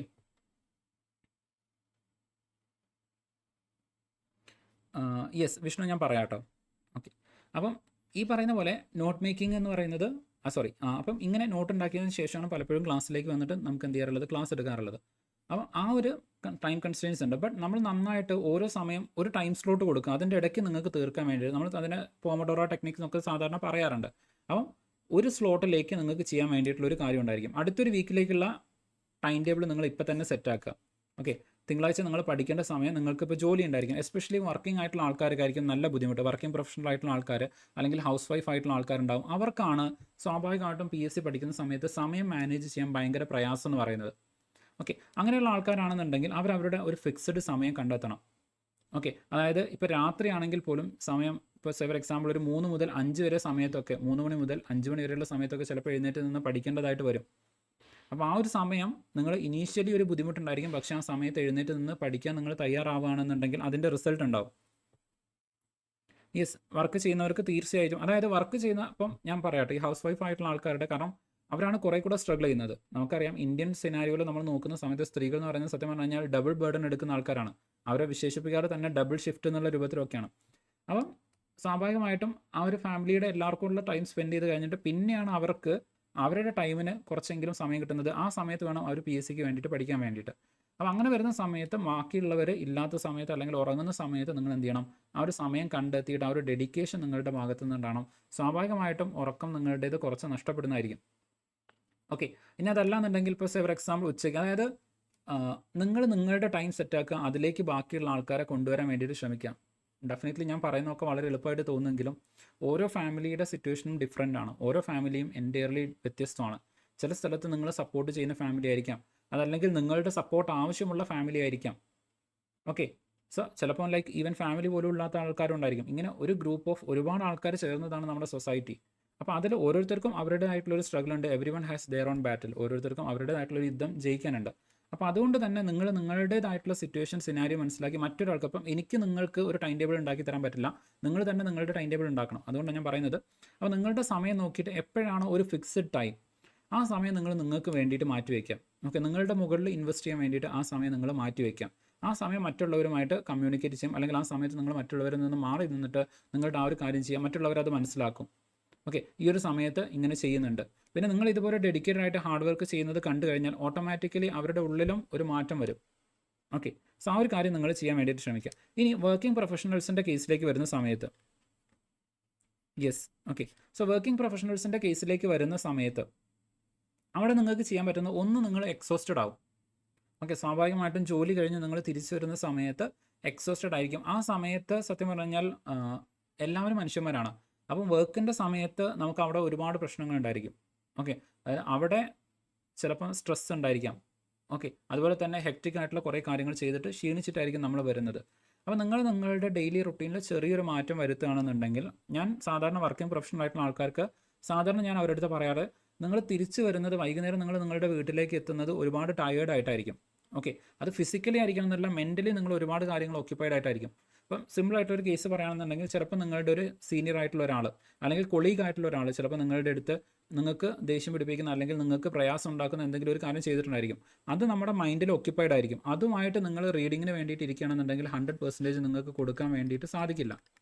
100% ഔട്ട്പുട്ട് നിങ്ങൾക്ക് കൊടുക്കാൻ വേണ്ടിയിട്ട് പറ്റില്ല. അപ്പോൾ നിങ്ങൾക്ക് ചെയ്യാൻ പറ്റുന്ന കാര്യം എന്ന് വെച്ച് കഴിഞ്ഞാൽ, നിങ്ങൾ വീട്ടിലേക്ക് എത്തിക്കഴിഞ്ഞാൽ ഏറ്റവും നല്ലത് നിങ്ങളുടെ ഇമ്പോർട്ടൻ്റ് ആയിട്ടുള്ള കാര്യങ്ങൾ ചെയ്ത് കഴിഞ്ഞിട്ട്, ഓക്കെ, അതായത് നിങ്ങളുടെ ഭക്ഷണമോ കാര്യങ്ങളോ അങ്ങനെ എന്തെങ്കിലും കഴിച്ചിട്ട് അത്യാവശ്യം കാര്യങ്ങൾ ചെയ്തതിന് ശേഷം ഇഫ് പോസിബിൾ ഒരു 9 മണിയാകുമ്പോഴേക്കും നിങ്ങൾക്ക് ഉറങ്ങാൻ പറ്റുമെങ്കിൽ അതിലേക്ക് നിങ്ങൾ പോവാം. 9 മണിക്ക് ഉറങ്ങിയിട്ട് ഒരു 6 മണിക്കൂർ നിങ്ങൾ ഉറങ്ങുകയാണെന്നുണ്ടെങ്കിൽ ഒരു 3 മണിയാകുമ്പോഴേക്കും നിങ്ങൾക്ക് എഴുന്നേറ്റിട്ട് വീണ്ടും പഠിക്കാൻ വേണ്ടിയിട്ട് പറ്റും. ഓക്കെ, ആ ഫ്രഷ് ആയിട്ടുള്ള സമയത്ത് നിങ്ങൾ നിങ്ങളുടെ പഠനത്തിന് വേണ്ടിയിട്ട് കൊടുക്കുകയാണെന്നുണ്ടെങ്കിൽ, കാരണം ഒന്ന് ഉറങ്ങി എണീറ്റ് കഴിഞ്ഞാൽ നമ്മുടെ ബ്രെയിൻ തന്നെ ലൈക്ക് ഒരുപാട് നമ്മുടെ പ്രഷർ അല്ലെങ്കിൽ നമ്മുടെ ഒരുപാട് ടെൻഷൻസ് കാര്യങ്ങൾ മാറും. രാവിലെ എഴുന്നേറ്റിട്ട് വീണ്ടും നിങ്ങൾ പഠിക്കാൻ വേണ്ടിയിട്ട് ശ്രമിക്കാം. അപ്പോൾ രാവിലെ നിങ്ങൾ ഈ പഠിച്ച കാര്യം ഇനി അടുത്ത ദിവസം നിങ്ങൾ ഈവൻ ജോലിക്ക് പോകുന്ന സമയത്തായാലും ഈ ഒരു കാര്യമായിരിക്കും നിങ്ങളുടെ മൈൻഡിൽ. രാവിലെ നിങ്ങൾ എഴുന്നേറ്റിട്ട് എന്താണോ ചെയ്യുന്നത് അതായിരിക്കും നിങ്ങളുടെ ബ്രെയിനിൽ കൂടുതലായിട്ട് ആക്റ്റീവായിട്ട് നിൽക്കാൻ വേണ്ടിയിട്ട് പോകുന്നത്. അത് ഈവൻ ജോലി സ്ഥലത്ത് നിങ്ങളുടെ സ്ട്രെസ്സ് കുറയ്ക്കുന്നതിന് വേണ്ടിയിട്ടും രാവിലെ ഇങ്ങനെയുള്ള ഒരു പഠനം നിങ്ങളെ ഹെൽപ്പ് ചെയ്യുന്നതായിരിക്കും. നമ്മൾ സാധാരണ ലൈക്ക് ഹിന്ദു ഫിലോസഫിയിൽ അല്ലെങ്കിൽ ഹിന്ദു റിലീജിയനിലൊക്കെ ബ്രഹ്മമുഹൂർത്തം എന്ന് പറയുന്ന അല്ലെങ്കിൽ പഠനത്തിനൊക്കെ ഏറ്റവും ബെസ്റ്റായിട്ട് കരുതുന്ന ഒരു സമയമാണ് ഈ ഒരു സമയം എന്ന് പറയുന്നത്. ഓക്കെ, ലൈക്ക് ഹിന്ദു റിലീജിയൻ അല്ല, എല്ലാ റിലീജിയൻസിലും ആ ഒരു സമയത്തിനെ ലൈക്ക് ദൈവത്തിൻ്റെ ഒരു അനുഗ്രഹമുള്ള ഒരു സമയമായിട്ടാണ് സാധാരണ കൺസിഡർ ചെയ്യാറുള്ളത്. ഓക്കെ, ഒരു പീസ്ഫുൾ ആൻഡ് കാംഫുൾ ആയിട്ട് ഒരു ലോൺലിനെസ് ഫീൽ ചെയ്യുന്ന ഒരു സമയമാണത്. ലോൺലിനെസ് എന്ന് വെച്ചാൽ ലൈക്ക് ഒരു പീസ്ഫുൾ എന്നുള്ള അർത്ഥത്തിലാണ് കേട്ടോ. അപ്പോൾ ആ സമയം എന്ന് പറയുന്നത് അത് നിങ്ങൾക്ക് യൂട്ടിലൈസ് ചെയ്യാൻ വേണ്ടിയിട്ട് പറ്റുമെന്നുണ്ടെങ്കിൽ അതായത് നിങ്ങളുടെ ലൈഫിൽ ഡെഫിനറ്റ്ലി ഒരു ചേഞ്ച് കൊണ്ടുവരുന്നതായിരിക്കും. ഓക്കെ, ഈ ഒരു 6 മണിക്കൂറിൻ്റെ ഉറക്കം നിങ്ങൾക്ക് കോംപ്രമൈസ് ചെയ്യാൻ വേണ്ടിയിട്ട് പറ്റില്ല. അപ്പോൾ ആ ഒരു 6 മണിക്കൂർ ഉറങ്ങണമെന്നുണ്ടെങ്കിൽ 9 മണിയാകുമ്പോഴേക്കും നിങ്ങൾ കിടന്നിട്ട് 3 മണിയാകുമ്പോഴേക്കും നിങ്ങൾ എഴുന്നേറ്റേ പറ്റുള്ളൂ. യെസ്, ആ ഒരു സൈലൻറ്റ് ടൈം എന്ന് പറയുന്നത് ഡെഫിനറ്റ്ലി ഏറ്റവും ബെസ്റ്റ് ആയിട്ടുള്ള സമയമാണ് റീഡ് ചെയ്യാൻ വേണ്ടിയിട്ട്. അങ്ങനെ നിങ്ങൾക്ക് ചേഞ്ച് ചെയ്യാൻ പറ്റുമെങ്കിൽ അതിലേക്ക് നിങ്ങൾ പോകുന്നതായിരിക്കും ഏറ്റവും നല്ലത്, വർക്കിംഗ് പ്രൊഫഷണൽ ആയിട്ടുള്ള ആൾക്കാരെന്ന് പറയുന്നത്. പിന്നെ ടു ഗ്രേറ്റ് എക്സ്റ്റെൻറ്റ് നിങ്ങൾക്കൊരു ഇമോഷണൽ ബാലൻസ് നിങ്ങൾ ബിൽഡ് ചെയ്തെടുക്കാൻ വേണ്ടിയിട്ട് ശ്രമിക്കുക. ഒരു ഡെയിലി ഒരു 5 to 10 minutes നിങ്ങൾ യോഗയോ അതുപോലെയുള്ള കാര്യങ്ങളൊക്കെ നിങ്ങൾ പ്രാക്ടീസ് ചെയ്യുന്നത് എപ്പോഴും നല്ലതായിരിക്കും. അപ്പോൾ നിങ്ങൾ കണ്ടിട്ടുണ്ട്, അതായത് സാധാരണ നമ്മൾ ആൾക്കാരെ ഇൻട്രോവേർട്ട്, എക്സ്ട്രോവേർട്ട്, അതുപോലെ തന്നെ ആംബിവേർട്ട്, ഇങ്ങനെ 3 രൂപത്തിൽ ക്ലാസിഫൈ ചെയ്യാറുണ്ട്. ഓക്കെ, എന്നാൽ ഇതല്ലാതെ പുതിയൊരു 4ാമത്തെ ക്ലാസിഫിക്കേഷൻ വന്നിട്ടുണ്ട്, അറിയോ? നമ്മുടെ ഹ്യൂമൻ സൈക്കോളജിയിൽ ഇൻട്രോവേർട്ട്, എക്സ്ട്രോവേർട്ട്, ആംബിവേർട്ട് ഇതല്ലാതെ പുതിയൊരു ഗ്രൂപ്പ് ഓഫ് ആൾക്കാരും കൂടെ ഉണ്ടെന്ന് ഐഡൻറ്റിഫൈ ചെയ്തിട്ടുണ്ട്. ഞാനത് പറയുന്നത് എങ്ങനെ നിങ്ങൾക്ക് പഠിക്കാം എന്നുള്ളതാണ് കേട്ടോ, ആ ടൈപ്പ് ഓഫ് ആൾക്കാരായിട്ട് കമ്പയർ ചെയ്തുകൊണ്ട്. Okay, yes. 4ാമത്തെ കാറ്റഗറി ആൾക്കാർ, അങ്ങനെ ഒരു കാറ്റഗറി വന്നിട്ടുണ്ടെന്നുള്ളത് നിങ്ങൾ അറിഞ്ഞിട്ടുണ്ടാവും. അങ്ങനെ ഒരു പുതിയ കാറ്റഗറി, യെസ്. ഓക്കെ, സോ അങ്ങനെ പുതിയൊരു കാറ്റഗറി ഉണ്ട്, അതാണ് ഓസ്ട്രോവേർട്ട് എന്ന് പറയുന്നത്. ഓക്കെ, ഓസ്ട്രോവേർട്ട്. അപ്പം സാധാരണ ഇൻട്രോവേർട്ട് ഉണ്ട്, എക്സ്ട്രോവേർട്ട് ഉണ്ട്, അന്തർമുഖരുണ്ട്, ബാഹിർമുഖരുണ്ട്. അതായത് ഭയങ്കര ആക്റ്റീവായിട്ട് ചില്ലായിട്ട് നടക്കുന്ന ആൾക്കാരെ നമ്മൾ എക്സ്ട്രോവേർട്ടുകൾ അല്ലെങ്കിൽ ബാഹിർമുഖർ എന്ന് പറയും. അല്ലാതെ ഒതുങ്ങിക്കൂടി ഈ സൊസൈറ്റിയൊക്കെ ഒഴിവാക്കിയിട്ട് ഉള്ളിലേക്ക് മാത്രം ഒതുങ്ങിയിട്ട് സംസാരിക്കാനൊന്നും അത്ര താല്പര്യമില്ലാത്ത ആൾക്കാരാണെങ്കിൽ ഇൻട്രോവേർട്ട് എന്ന് പറയും. ചില ആൾക്കാർ സിറ്റുവേഷൻ അനുസരിച്ചിട്ട് അങ്ങോട്ടേക്കും ഇങ്ങോട്ടേക്കും സ്വിച്ച് ചെയ്യും, അവരാണ് ആംബിവേർട്ട്. ഇതല്ലാതെ ഒരു തേർഡ് കാറ്റഗറി ഓഫ് ആൾക്കാർ, ഒരു ഫോർത്ത് കാറ്റഗറി ഓഫ് ആൾക്കാരുണ്ട്. അത് വളരെ ലിമിറ്റഡ് ആയിട്ടുള്ള ആൾക്കാരാണ്. Okay, yes. ആ കാറ്റഗറി ആൾക്കാരാവാൻ നിങ്ങൾക്ക് പറ്റിക്കഴിഞ്ഞാൽ അത് നിങ്ങളുടെ പഠനത്തിനും ബാക്കിയുള്ളതിനൊക്കെ ഒരുപാട് യൂസ്ഫുൾ ആവും. അതായത് ആ കാറ്റഗറി ഓഫ് ആൾക്കാർ, ഓസ്ട്രോവേർട്ട് എന്ന് പറയുന്ന ആൾക്കാരെന്ന് പറയുന്നത് അവർക്ക് ഡിറ്റാച്ച് ചെയ്യാൻ വേണ്ടിയിട്ട് പറ്റും. എന്ന് വെച്ച് കഴിഞ്ഞാൽ ഈ ബാഹിർമുഖരായിട്ടുള്ള ആൾക്കാരെന്ന് പറയുന്നത് അവർ ആൾക്കാരായിട്ട് ഒരുപാട് അറ്റാച്ച്ഡ് ആണ്. ദെൻ ഇൻട്രോവേർട്ട് ആയിട്ടുള്ള ആൾക്കാരെന്ന് പറയുമ്പോൾ അവരോട് ഒരുപാട് അറ്റാച്ച്ഡ് ആയിട്ടുള്ള ആൾക്കാരാണ്. ഓസ്ട്രോവേർട്ട് എന്ന് പറയുന്ന ആൾക്കാർ അവർ ഒരാളായിട്ട് അറ്റാച്ച്ഡ് അല്ല, അവരോട് അറ്റാച്ച്ഡ് അല്ല, ലൈക്ക് എക്സ്റ്റേണൽ ആയിട്ടുള്ള ആൾക്കാരോട് അറ്റാച്ച്ഡ് അല്ല. എന്ന് വെച്ച് കഴിഞ്ഞാൽ ഒരു ഫ്ലോട്ടിംഗ് സ്റ്റേറ്റിൽ നിൽക്കുന്ന ആൾക്കാരാണ്. ഓക്കെ, അതെങ്ങനെ നിങ്ങളോട്, യെസ്, അതൊക്കെ മേലെ എന്ന് പറയുന്ന പോലെ. ഓക്കെ, സോ അതായത് അവരെന്ന് പറയുന്ന സമയത്ത് ബാക്കിയുള്ള, അതായത് അവിടെ എന്തെങ്കിലും ഒരു പ്രശ്നം ഉണ്ടെങ്കിൽ ഓക്കെ, അതൊരു പ്രശ്നം ഉണ്ടായി, അതായത് ബാക്കിയുള്ള ആൾക്കാരെയൊക്കെ മനസ്സിലാക്കുന്നത് കൊണ്ടായിരിക്കും അവരെന്ത് ചെയ്യുന്നത്, ആ ഒരു കാര്യം ചെയ്യുന്നത്. ഇപ്പോൾ ഡെഫിനറ്റ്ലി ഒരാൾ സ്വാർത്ഥനാകുന്നത് നമ്മൾ സാധാരണ കാണാറുണ്ട്. ചില സിനിമയിൽ നല്ല ശക്തനായിട്ടുള്ള വില്ലൻ കഥാപാത്രങ്ങൾ ഉണ്ടാവും. ആ വില്ലൻ കഥാപാത്രത്തിന് നല്ലൊരു ബാക്ക് സ്റ്റോറി ഉണ്ടായിരിക്കും. ആ ബാക്ക് സ്റ്റോറി എന്ന് പറയുന്ന സമയത്ത് ചിലപ്പം വളരെ ട്രാജിക് ആയിട്ടുള്ള എന്തെങ്കിലും ഒരു ഇൻസിഡൻ്റ് ഒക്കെ ആയിരിക്കും. അപ്പം ഒരു വില്ലന് പോലും അയാളുടെ കഥയിൽ അയാൾ ഹീറോ ആണ്. ഓക്കെ, സാധാരണ നമ്മുടെ ഒരു ഫീൽ ഗുഡ് സിനിമ എടുക്കുന്ന ഒരാളില്ല, ലൈക്ക് സൺഡേ ഹോളിഡേയുടെ ഒക്കെ ഒരു സംവിധായകൻ, നമ്മുടെ അല്ലു അർജുന് സൗണ്ട് കൊടുക്കുന്ന ഒരാൾ,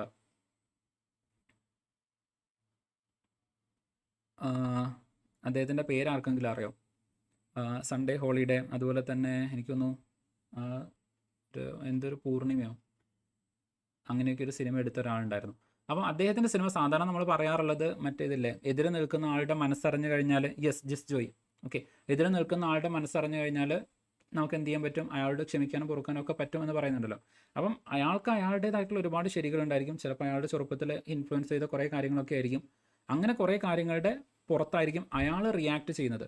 അപ്പോൾ നിങ്ങളുടെ കേസിൽ നോക്കുന്ന സമയത്ത് നിങ്ങൾ ടെൻഷൻ ആക്കുന്ന അല്ലെങ്കിൽ നിങ്ങൾക്ക് സ്ട്രെസ്ഫുൾ ആക്കുന്ന ഒരുപാട് കാര്യങ്ങളുണ്ടായിരിക്കും. അത് അവരുടെ ആ ഒരു കാര്യമാണ്, അല്ലെങ്കിൽ അവർ വളർന്നു വന്ന സാഹചര്യം അങ്ങനെയാണ് എന്നുള്ളത് മനസ്സിലാക്കുക. എന്നിട്ട് നിങ്ങൾ നിങ്ങളുടെ കേസിലേക്ക് കൂടുതലായിട്ട് ഫോക്കസ് ചെയ്യുക. മൈൻഡിനെ പെട്ടെന്ന് ഡിറ്റാച്ച് ചെയ്യാൻ പറ്റുന്ന ആൾക്കാർ, ഒരു കാര്യത്തിലും അവരെന്ത് ചെയ്യുന്നില്ല, ഒരുപാട് കൺസേൺ ആവുന്നുണ്ടെന്ന് കണ്ടു കഴിഞ്ഞാൽ ആ സമയത്ത് മൈൻഡിനെ സ്വിച്ച് ചെയ്ത് സ്വന്തം കാര്യത്തിലേക്ക് ഫോക്കസ് ചെയ്ത് വരാൻ വേണ്ടിയിട്ട് പറ്റുന്ന ആൾക്കാരാണ് ഓസ്ട്രോവേർട്ട് എന്ന് പറയുന്നത്. എന്നാൽ അതേ ആൾക്കാർക്ക് വേണമെങ്കിൽ ഇമോഷണലി കണക്ട് ആവാനും പറ്റും. എന്ന് വെച്ച് കഴിഞ്ഞാൽ ഈ ബ്രെയിനിനെ കുറേ കൂടെ സെൽഫായിട്ട് ട്രെയിൻ ചെയ്ത അല്ലെങ്കിൽ അങ്ങനെ വന്നിട്ടുള്ള ആൾക്കാരാണ് ഓസ്ട്രോവേർട്ട് കാറ്റഗറിയിലേക്ക് വരുന്നത്. ഓക്കെ, സോ ആ ആൾക്കാരാവാൻ പറ്റിക്കഴിഞ്ഞാൽ ഒരുപാട് ഇമോഷണൽ ഇൻ്റലിജൻസ് ബിൽഡ് ചെയ്യാൻ വേണ്ടിയിട്ട് പറ്റും. നമ്മൾ ഇമോഷണലി സ്റ്റേബിൾ ആയി കഴിഞ്ഞാൽ തന്നെ പഠിക്കുന്ന കാര്യങ്ങൾ കുറേ കൂടെ നമുക്ക് യൂസ്ഫുൾ ആവും. ഇപ്പം നിങ്ങൾക്ക് ഒരുപാട് കൺസേൺസ് ഉണ്ടായിരിക്കും. ഒന്ന്, ഈ ജോലി കിട്ടിയില്ലെങ്കിൽ എന്താവുന്നുള്ള കൺസേൺസ്. ഓക്കെ, ഇപ്പം എല്ലാവർക്കും ഫൈനാൻഷ്യൽ ക്രൈസിസ് അങ്ങനത്തെ കാര്യങ്ങളുണ്ട്. ഈ ജോലി എന്തുകൊണ്ട് ഇമ്പോർട്ടൻ്റ് ആവും ചോദിച്ചു കഴിഞ്ഞാൽ ഇപ്പോൾ തന്നെ നമ്മുടെ AI സിസ്റ്റംസ് വരികയാണ്. ഓക്കെ, അപ്കമിങ് ആയിട്ട് ഒരു ജോലിയും 100% നിങ്ങൾക്ക് സുരക്ഷിതത്വം തരും എന്ന് പറയാൻ വേണ്ടിയിട്ട് പറ്റില്ല. പ്രൈവറ്റ് സെക്ടറിലെ ഒരു ജോലിയും ഇന്നത്തെ കാലഘട്ടത്തിൽ 100% സുരക്ഷിതത്വമല്ല. ഒരു 5 വർഷത്തിൽ കൂടുതൽ ഒരു ജോലിക്കും ഗ്യാരണ്ടി പറയാൻ പറ്റില്ല. ഓക്കെ, ഓസ്ട്രോവേർട്ട്. Okay, yes. അപ്പോൾ 5 വർഷത്തിൽ കൂടുതൽ ഒരു ജോലിക്കും ഇന്നത്തെ കേസിൽ ഗ്യാരണ്ടി പറയാൻ വേണ്ടിയിട്ട് പറ്റില്ല. അപ്പോൾ ഞാനൊരു ഇൻസ്റ്റിറ്റ്യൂഷനിൽ ബാംഗ്ലൂർ പ്രൊജക്ട് മാനേജറായിട്ട് വർക്ക് ചെയ്തിട്ടുണ്ടായിരുന്നു. അപ്പോൾ അവിടെ ഒരു സുപ്രഭാതത്തിൽ 60-70ഓളം വരുന്ന ആൾക്കാരെ ഒറ്റയടിക്ക് പിരിച്ചു കിട്ടും. ഓക്കെ, അവർ കണ്ടന്റ് ഡെവലപ്പേഴ്സ് ആയിരുന്നു. ഇപ്പോൾ കണ്ടന്റ് ഡെവലപ്പ് ചെയ്യാൻ വേണ്ടിയിട്ട് ആവശ്യമില്ല, അവിടെ എന്ത് ചെയ്തിട്ടുണ്ട്, അവർ പുതിയ AI സിസ്റ്റം ബേസ് ചെയ്തുകൊണ്ട് കണ്ടന്റ് ഡെവലപ്മെൻറ്റിന് വേണ്ടിയിട്ട് ആൾക്കാരെ കൊണ്ടുവന്നിട്ടുണ്ട്. ഇനി അതുപോലെ തന്നെ ഞാനപ്പം ഓൺലി IAS ഫിസിക്സ് വാലയുടെ ഇൻസ്റ്റിറ്റ്യൂഷൻസിൽ അവിടെ വർക്ക് ചെയ്തിട്ടുണ്ടായിരുന്നു. അപ്പോൾ അവിടെ ഇതുവരെ ഉണ്ടായിരുന്നത്, അതായത് കഴിഞ്ഞ സിവിൽ സർവീസിൻ്റെ മെയിൻസ് എക്സാമിനേഷൻ, അതായത് അങ്ങനത്തെ കുട്ടികളുടെ പേപ്പർ ഇവാലുവേറ്റ് ചെയ്തിട്ടുണ്ടായിരുന്നു. അപ്പോൾ അത് ഇവാലുവേറ്റ് ചെയ്യാൻ വേണ്ടിയിട്ട് മാനുവലി ഞങ്ങളായിരുന്നു ചെയ്തുകൊണ്ടിരുന്നത്, അല്ലെങ്കിൽ ഞങ്ങൾക്ക് അയച്ചു തന്നിട്ട് ഞങ്ങൾ ഇവാലുവേറ്റ് ചെയ്ത് തിരിച്ചയക്കായിരുന്നു ചെയ്തിട്ടുണ്ടായിരുന്നത്. പക്ഷേ ഈ വർഷം എന്ത് ചെയ്തിട്ടുണ്ട്, അത് മുഴുവൻ ഒഴിവാക്കി. ഓക്കെ, അതായത് ഞാൻ അവിടുന്ന് റിസൈൻ ചെയ്ത് ഒരു 2-3 മാസം കഴിഞ്ഞതോട് കൂടിയിട്ട് എല്ലാവരെയും ഒരുമിച്ച് പിരിച്ചു വിട്ടു. കാരണം അവിടെ മൊത്തം സിസ്റ്റം AI ഓട്ടോമേറ്റഡ് ആക്കി. അതായത് ആരായാലും അവർ എഴുതി കൊടുത്ത ആൻസർ AI നോക്കിയിട്ട് അപ്പോൾ തന്നെ അവർക്ക് എന്ത് ചെയ്യും, റെസ്പോൺസ് കൊടുക്കുന്നതായിരിക്കും. അപ്പോൾ അതോട് കൂടിയിട്ട് മാനുവൽ, അതായത് ഇതൊക്കെ നമ്മൾ വിചാരിച്ചത് നമുക്ക് തന്നെ ചെയ്യാൻ പറ്റുന്നതാണ്. അതായത് ഒരാളുടെ പേപ്പർ നോക്കിയിട്ട് അതിലെ തെറ്റ് തിരുത്തിയിട്ട് ആ ഒരു ഹ്യൂമൻ ടച്ച് വേണം എന്ന് കരുതിയിട്ടുണ്ടായിരുന്ന പല കാര്യങ്ങളും ഇപ്പം AI സിസ്റ്റമായിട്ട് മാറിയിട്ടുണ്ട്. ഓക്കെ, ഈവൻ ഇപ്പം നമ്മുടെ ടെലികോളിംഗ് സിസ്റ്റം, നിങ്ങൾ ആമസോൺ കസ്റ്റമർ കെയറിലേക്കൊക്കെ ഇപ്പോൾ വിളിക്കുന്ന സമയത്ത് സംസാരിക്കുന്നത് AI ആണ്. ഓക്കെ, നിങ്ങളുടെ റെസ്പോൺസ് ആ ചോദിക്കുന്ന അനുസരിച്ചുകൊണ്ട് നിങ്ങളുടെ അടുത്ത് തിരിച്ച് പറയുന്നുണ്ട്. അപ്പോൾ അതുകൊണ്ട് തന്നെ ഒരു 5 വർഷത്തിൽ കൂടുതൽ ഏതെങ്കിലും ഒരു ഫീൽഡിൽ നിങ്ങൾക്ക് കണ്ടിന്യൂ ചെയ്ത് പോകാൻ പറ്റും എന്നത് പറയാൻ വേണ്ടിയിട്ട് പറ്റില്ല. അതെ, ഫാമിംഗ് മാത്രമാണ് കറണ്ട് സിറ്റുവേഷനിൽ ഒരു ഗ്യാരണ്ടി ആയിട്ട് വരുന്നത്. ബട്ട് അത് നമുക്ക് ഉറപ്പ് പറയാൻ വേണ്ടിയിട്ട് പറ്റില്ല. ഫാമിങ്ങിലും പുതിയ പുതിയ സിസ്റ്റംസ് കാര്യങ്ങളൊക്കെ വരുന്നുണ്ട്. ഓക്കെ, നമ്മൾ സാധാരണ കേൾക്കാറില്ലേ ലാബ് ഗ്രോൺ മീറ്റ് എന്നൊക്കെ പറഞ്ഞിട്ട്. അപ്പോൾ അതുപോലെ ലാബിൽ തന്നെ പുതിയ പുതിയ കാര്യങ്ങൾ ഗ്രോ ചെയ്യുന്ന അല്ലെങ്കിൽ ഓട്ടോമാറ്റിക്കായിട്ട് ഗ്രോ ചെയ്യുന്ന സിസ്റ്റംസൊക്കെ വരുന്നുണ്ട്. ഓക്കെ, ടെക്നോളജിയും അപ്ഗ്രേഡ് ആയിക്കൊണ്ടിരിക്കുകയാണ്. അപ്പോൾ നമുക്ക് അങ്ങനെ ആർട്ടിഫിഷ്യലി ബിൽഡ് ചെയ്തിട്ടുള്ള ഫുഡ് ഐറ്റംസ് കാര്യങ്ങളൊക്കെ വരാൻ വേണ്ടിയിട്ട് സാധ്യതയുണ്ട്. ഇനി അതല്ലെങ്കിൽ ഈവൻ ഫുഡ് പിൽസ്, ഇപ്പോൾ നമ്മൾ ബഹിരാകാശത്ത് പോകുന്ന ആൾക്കാരൊന്നും ഫുഡ് കഴിച്ചിട്ടല്ലല്ലോ, അവർ ഫുഡ് പിൽസൊക്കെയാണ് സാധാരണ യൂസ് ചെയ്യുന്നത്. ബട്ട് സ്റ്റിൽ എന്തായാലും ഫുഡിൻ്റെ കേസിൽ മാറ്റം ഉണ്ടാവില്ല എന്ന് വിചാരിക്കുന്നു. ഫാമിംഗ് അവിടെ ഉണ്ടായിരിക്കും. ബട്ട് ബാക്കിയുള്ള എല്ലാ സെക്ടേഴ്സും, കാരണം അതുകൊണ്ടാണ് നമ്മൾ അതിനെ പ്രൈമറി സെക്ടർ എന്ന് വിശേഷിപ്പിക്കുന്നതും. കാരണം നമ്മുടെ എക്സിസ്റ്റൻസിൻ്റെ അടിസ്ഥാനമാണത് പ്രൈമറി, അതിൻ്റെ മുകളിലാണ് ബാക്കി എല്ലാ സെക്ടേഴ്സും വരുന്നത്. അപ്പോൾ അങ്ങനെ നോക്കുന്ന സമയത്ത് ഈ ഒരു ഗവൺമെൻറ് ജോലിയാണ് കുറേ കൂടെ നമുക്ക് സെക്യൂർ ആയിട്ടുള്ള ജോബ്. ആ ഒരു ഡെഫിനറ്റ്ലി അത് നിങ്ങളുടെ മൈൻഡിൽ എപ്പോഴും ഉണ്ടായിരിക്കണം. അറ്റ്ലീസ്റ്റ് ടു സം എക്സ്റ്റെൻറ്റ് നിങ്ങൾക്കൊരു സെക്യൂരിറ്റി തരുന്നൊരു ജോബ് എന്ന് പറയുന്നത് ഗവൺമെൻറ് സെക്ടർ ജോബ് മാത്രമാണ് കറൻ്റ്ലി. ഓക്കെ, അപ്പോൾ അതുകൊണ്ടാണ്. അല്ലാതെ ഇവിടെ നിങ്ങൾക്ക് സാലറി വൈസ് നോക്കുന്ന സമയത്ത് ചിലപ്പോൾ അത് അത്ര അട്രാക്റ്റീവായിട്ട് തോന്നണമെന്നില്ല. ഡെഫിനറ്റ്ലി അട്രാക്റ്റീവ് ഉണ്ടോ അല്ലെന്നല്ല ഞാൻ പറയുന്നത്. അപ്പോൾ തീർച്ചയായിട്ടും സാലറി വൈസ് അത് അട്രാക്റ്റീവാണ്, അല്ലാന്ന് പറയുന്നില്ല. ബട്ട് അതിനേക്കാൾ കൂടുതൽ അതിൻ്റെ സെക്യൂരിറ്റി എന്ന് പറയുന്നത് ഒരു ഫൈനാൻഷ്യൽ സെക്യൂരിറ്റി, അതൊരു സമാധാനമാണ്. എന്ന് വെച്ച് കഴിഞ്ഞാൽ ഗവൺമെൻറ് ജോബ് കിട്ടിക്കഴിഞ്ഞാൽ എല്ലാം ആയി എന്ന് ഞാൻ പറയുന്നില്ല. അപ്പോൾ നിങ്ങൾ ഗവൺമെൻറ് ജോബ് കിട്ടിയ ആൾക്കാരുടെ അടുത്ത് ചോദിച്ചു കഴിഞ്ഞാൽ അവരുടെ സ്ട്രെസ് അവർ പറയും. ഓക്കെ, യെസ്, അപ്പോൾ അവരുടെ സ്ട്രെസ് അവർ പറയും. ഈവൻ നിങ്ങൾ കമ്പനി ബോർഡ് അസിസ്റ്റൻറ്റ് എക്സാമിനേഷൻ എഴുതിയിട്ട് അത് നിങ്ങൾക്ക് കിട്ടുന്ന സമയത്ത് നിങ്ങൾ ഒരുപാട് സന്തോഷിക്കണം എന്നൊന്നും ഞാൻ പറയില്ല. കാരണം ചിലപ്പോൾ ആ ബോർഡിലേക്ക് അല്ലെങ്കിൽ ആ കമ്പനി ബോർഡിലേക്ക്, ഏത് കമ്പനിയിലേക്കാണോ നിങ്ങൾ പോകുന്നത്, ആ കമ്പനിയിൽ നിങ്ങളുടെ സീനിയർ ആരാണ്, നിങ്ങളുടെ വർക്കിംഗ് എൻവയോൺമെൻറ്റ് എന്താണ്, കണ്ടീഷൻ ഏതാണ്, അതിനനുസരിച്ചിട്ട് ചിലപ്പോൾ നിങ്ങൾ സഫർ ചെയ്യേണ്ടതായിട്ട് വരും. ഓക്കെ, ചിലപ്പോൾ നിങ്ങൾക്ക് അതിൻ്റേതായിട്ടുള്ള ബുദ്ധിമുട്ടുണ്ടാകും. എങ്ങനെയെങ്കിലും ജോലി ഒന്ന് തീർന്ന് കിട്ടിയാൽ മതി, വേറെ ഏതെങ്കിലും ജോലി കിട്ടുമെന്നുള്ളത് ചിലപ്പോൾ ആ ജോലിയിൽ എത്തുന്ന സമയത്ത് നിങ്ങൾ ആലോചിക്കാനുള്ള സാധ്യതയുണ്ട്. എന്ന് വെച്ചിട്ട് നിങ്ങൾ പഠിക്കാതിരിക്കണം എന്നല്ലാട്ടോ ഞാൻ പറയുന്നത്, റിയാലിറ്റി പറഞ്ഞു തരുന്നതാണ്. അപ്പോൾ ഈവൻ ഇങ്ങനെ പല കമ്പനി ബോർഡിൽ വർക്ക് ചെയ്യുന്ന ആൾക്കാരും ഇതല്ലാതെ വേറെ ഏതെങ്കിലും ജോലി കിട്ടുമോ എന്ന് അന്വേഷിക്കുന്ന ആൾക്കാരുണ്ട്. അപ്പോൾ ഇതൊക്കെ ഇതിൻ്റെ ഒരു റിയാലിറ്റി സൈഡായിട്ട് നിൽക്കുന്നതാണ്. അപ്പോൾ എൻ്റെ അടുത്ത് നിങ്ങൾ ചോദിക്കുകയാണെന്നുണ്ടെങ്കിൽ കമ്പാരിറ്റീവ്ലി കമ്പനി ബോർഡിനേക്കാൾ കൂടുതൽ യൂണിവേഴ്സിറ്റി അസിസ്റ്റൻറ്റിന് പ്രിപ്പയർ ചെയ്യാൻ വേണ്ടിയിട്ടായിരിക്കും ഞാൻ നിങ്ങൾക്ക് പറയുന്നത്. കാരണം കമ്പനി ബോർഡിലേക്ക് ഈ ലക്ക് ഫാക്ടർ ഭയങ്കര കൂടുതലാണ്. നിങ്ങൾക്ക് ഭാഗ്യം ഉണ്ടെങ്കിൽ നിങ്ങൾ കുറേ കൂടെ നല്ല സ്ഥലത്തെത്തും. പക്ഷേ യൂണിവേഴ്സിറ്റി അസിസ്റ്റൻ്റ് കുറേ കൂടെ ഫിക്സ്ഡ് ആയിട്ടുള്ള കാര്യമാണ്. ഓക്കെ, കുറേ കൂടെ ഫിക്സ്ഡ് ആയിട്ടുള്ളതാണ്, കുറേ കൂടെ സെക്യൂർ ആയിട്ടുള്ള ജോബുമാണ്, കുറേ കൂടെ ഒരു ലൈക്ക് മാനസികമായിട്ടൊരു സമാധാന അന്തരീക്ഷമുണ്ട്. ഓക്കെ, എസ്പെഷ്യലി ഹൗസ് വൈഫ് അല്ലെങ്കിൽ നിങ്ങൾ സ്ത്രീകളായിട്ടുള്ള ആൾക്കാരൊക്കെയാണ് എന്നുണ്ടെങ്കിൽ. അത് പറയാൻ കാരണം ഞാൻ ഒരു പാട്രിയാർക്കിയൽ, യെസ്, വേക്കൻസി കുറവാണ്, അതുകൊണ്ടാണ് ഞാൻ പറഞ്ഞത് നന്നായിട്ട് പഠിക്കണം എന്ന് പറഞ്ഞത്. ഓക്കെ, ഡെഫിനറ്റ്ലി നിങ്ങൾ നന്നായിട്ട് കൂടുതൽ ബെറ്റർ ആയിട്ട് പഠിക്കണം യൂണിവേഴ്സിറ്റി അസിസ്റ്റൻറ്റിലേക്ക് കയറാൻ വേണ്ടിയിട്ട്. അപ്പം ഒരു പാട്രിയാർക്കി മൈൻഡ് സെറ്റിൽ നിന്നുകൊണ്ട് പറയല്ല. ബട്ട് സ്റ്റിൽ നമ്മുടെ കേരളം ഇത്രയൊക്കെ അഡ്വാൻസ് ആയിട്ടുണ്ടെങ്കിൽ പോലും നമ്മുടെ വർക്ക് കൾച്ചർ അല്ലെങ്കിൽ വർക്ക് എൻവയോൺമെൻറ്റ് സ്ത്രീകൾക്ക് കംപ്ലീറ്റ്ലി ഫ്രണ്ട്ലി ആയിട്ട് മാറിയിട്ടില്ല. ഓക്കെ, യെസ്, അതേ ഇപ്പോൾ നമുക്ക് ചെയ്യാൻ വേണ്ടിയിട്ട് പറ്റുള്ളൂ. ഏത് ജോലിയാലും നിങ്ങൾ ഇഷ്ടപ്പെട്ട് തന്നെ ചെയ്യേണ്ടി വരും. ഓക്കെ, അല്ലെങ്കിൽ കഷ്ടപ്പെട്ട് ഇഷ്ടപ്പെടേണ്ടി വരും. ബട്ട് എനിവേ മനസ്സിലാക്കുക, ഇക്കരെ നിൽക്കുന്ന സമയത്ത് അക്കരെ പച്ചയാണ്. അതാണ് ഇൻ റിയാലിറ്റി എന്ന് പറയുന്നത്. ഏത് ജോബായി കഴിഞ്ഞാൽ ഇവിടെ നിന്നിട്ട് നിങ്ങൾ അടുത്തത് നമ്മൾ പറയാറില്ലേ, ലൈക്ക് വറച്ചട്ടിയിൽ നിന്ന് എരുതിയിലേക്ക്, ലൈക്ക് എരുതിയിൽ നിന്ന് വറച്ചട്ടി, ഓക്കെ വാട്ടെവർ. അതായത് ഇവിടുന്ന് കുറേ കൂടെ ബെറ്റർ ആയിട്ട് അങ്ങോട്ടേക്ക് പോയി എന്നുള്ളൊരു സിറ്റുവേഷൻ. അപ്പോൾ എത്തുന്ന സ്ഥലം കുറച്ചും കൂടെ മോശമാവാനാണ് ചിലപ്പോൾ സാധ്യതയുള്ളത്. അപ്പോൾ ഇതൊക്കെ ഡിപ്പെൻഡ് ചെയ്ത് നിൽക്കുന്നുണ്ടായിരിക്കും. അപ്പോൾ അതുകൊണ്ട് ലൈഫിൽ എപ്പോഴും നിങ്ങൾ എന്ത് ചെയ്യാം, ഈ കാര്യം മനസ്സിലാക്കിയിട്ട് മാത്രം ഒരു കാര്യത്തിന് വേണ്ടിയിട്ട് നിങ്ങൾ പ്രിപ്പയർ ചെയ്യാം. ബട്ട് എനിവേ ഇപ്പോഴത്തെ സിറ്റുവേഷനിൽ നിങ്ങൾ 100% ഡെഡിക്കേഷനിൽ തന്നെയായിരിക്കണം ഈ പറയുന്ന ഏത് എക്സാമിനേഷൻ ആയാലും അതിന് നിങ്ങൾ പ്രിപ്പയർ ചെയ്യേണ്ടത്. ഓക്കെ, ഏത് എക്സാമിനേഷൻ ആയിക്കോട്ടെ, ഇപ്പോൾ നിങ്ങൾ യൂണിവേഴ്സിറ്റി അസിസ്റ്റൻ്റ് ആയിക്കോട്ടെ, അതല്ലെങ്കിൽ കമ്പനി ബോർഡ് ആയിക്കോട്ടെ, അഡ്മിനിസ്ട്രേറ്റീവ് ട്രൈബ്യൂണൽ ആയിക്കോട്ടെ, എക്സൈസ് ഇൻസ്പെക്ടർ ആയിക്കോട്ടെ, സബ് ഇൻസ്പെക്ടർ ആയിക്കോട്ടെ, അതല്ല LDSO LGSO ബേവ്കോയോ അതല്ലെങ്കിൽ VF ഏതായാലും നിങ്ങൾ 100% അത് ഡെഡിക്കേറ്റഡ് ആയിട്ട് തന്നെ ചെയ്യാൻ വേണ്ടിയിട്ട് നോക്കുക.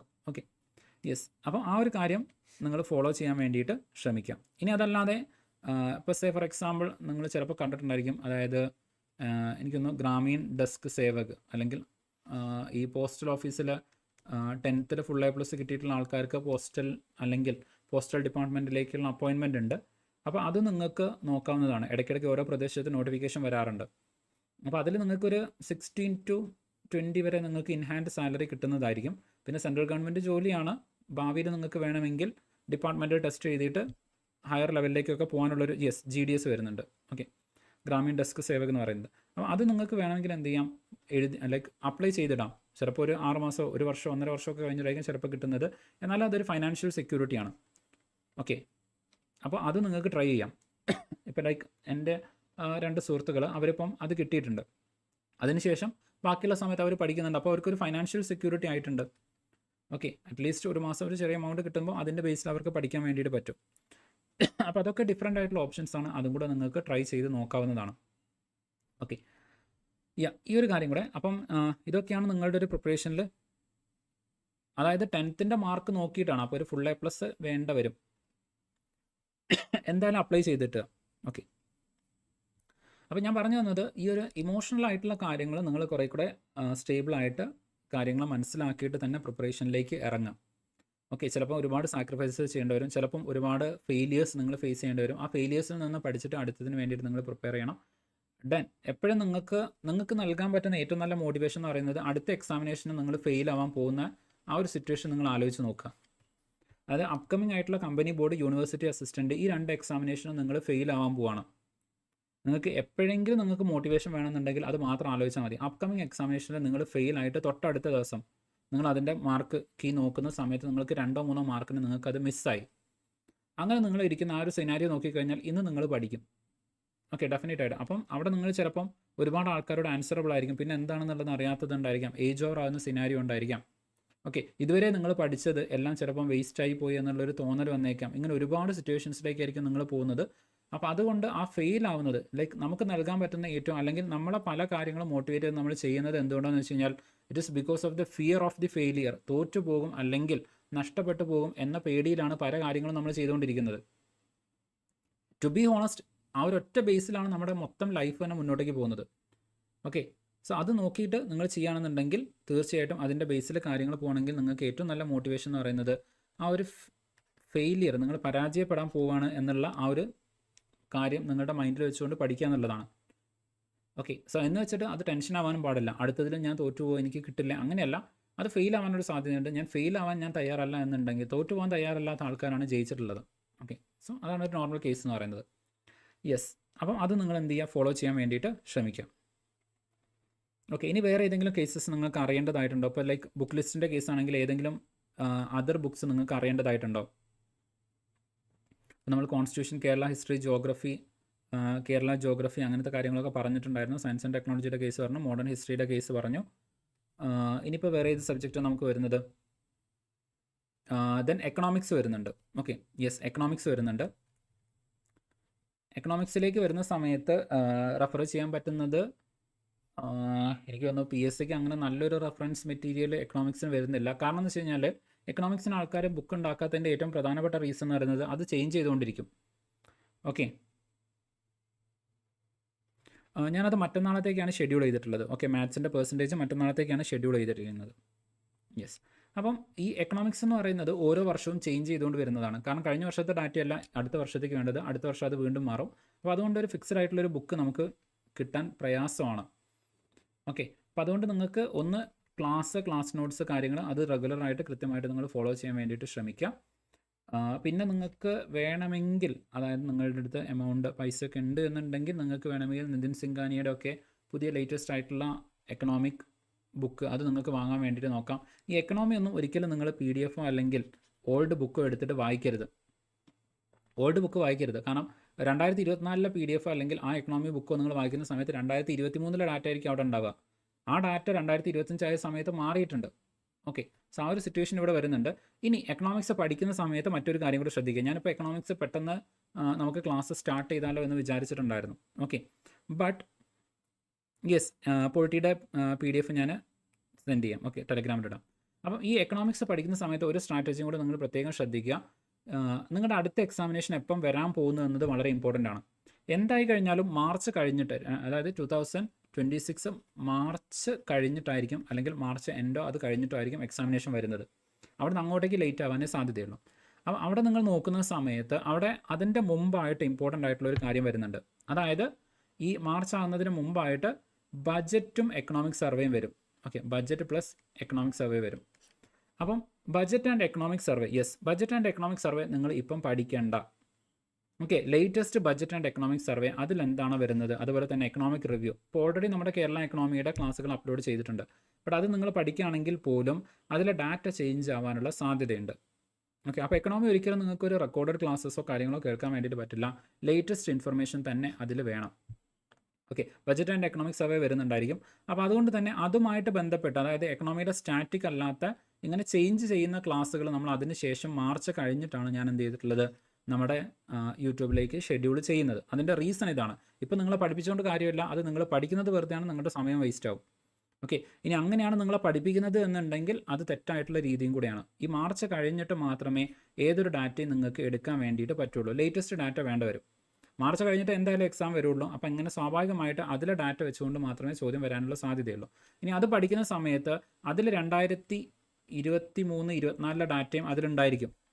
എക്കണോമിക് റിവ്യൂവിൽ അല്ലെങ്കിൽ എക്കണോമിക് സർവേയിൽ ആ ഒരു ഡാറ്റ അതിൽ കൊടുത്തിട്ടുണ്ടായിരിക്കും. പിന്നെ ഓൾഡ് ആയിട്ടുള്ള ഡാറ്റ ഇപ്പോൾ PSC ചോദിക്കുന്നില്ല. ലേറ്റസ്റ്റ് ആയിട്ടുള്ള ഡാറ്റ മാത്രമേ PSC ചോദിക്കുന്നുള്ളൂ. അത് കഴിഞ്ഞ സെക്രട്ടേറിയറ്റ് അസിസ്റ്റൻറ്റ് എക്സാമിനേഷൻ കണ്ട സമയത്ത് നിങ്ങൾക്ക് മനസ്സിലായിട്ടുണ്ടാവും. ഓക്കെ, അപ്പോൾ അതുകൊണ്ട് തന്നെ ലേറ്റസ്റ്റ് ഡാറ്റ തന്നെ നമുക്ക് വേണം. അപ്പോൾ അത് തന്നെ നിങ്ങൾ പഠിക്കാൻ വേണ്ടിയിട്ട് ശ്രമിക്കാം. Okay, yes. അപ്പോൾ അതാണ് അവിടെ നിങ്ങൾ നിർബന്ധമായിട്ടും ഓർത്ത് വെക്കേണ്ടത് എക്കണോമിക്സ് പഠിക്കുന്ന സമയത്ത്. അതല്ലാത്ത കാര്യങ്ങളൊക്കെ നമ്മൾ ക്ലാസ്സസ് എടുക്കുന്ന സമയത്ത് അതിൻ്റെ കൂടെ തന്നെ കവർ ചെയ്ത് പോകുന്നതായിരിക്കും. Then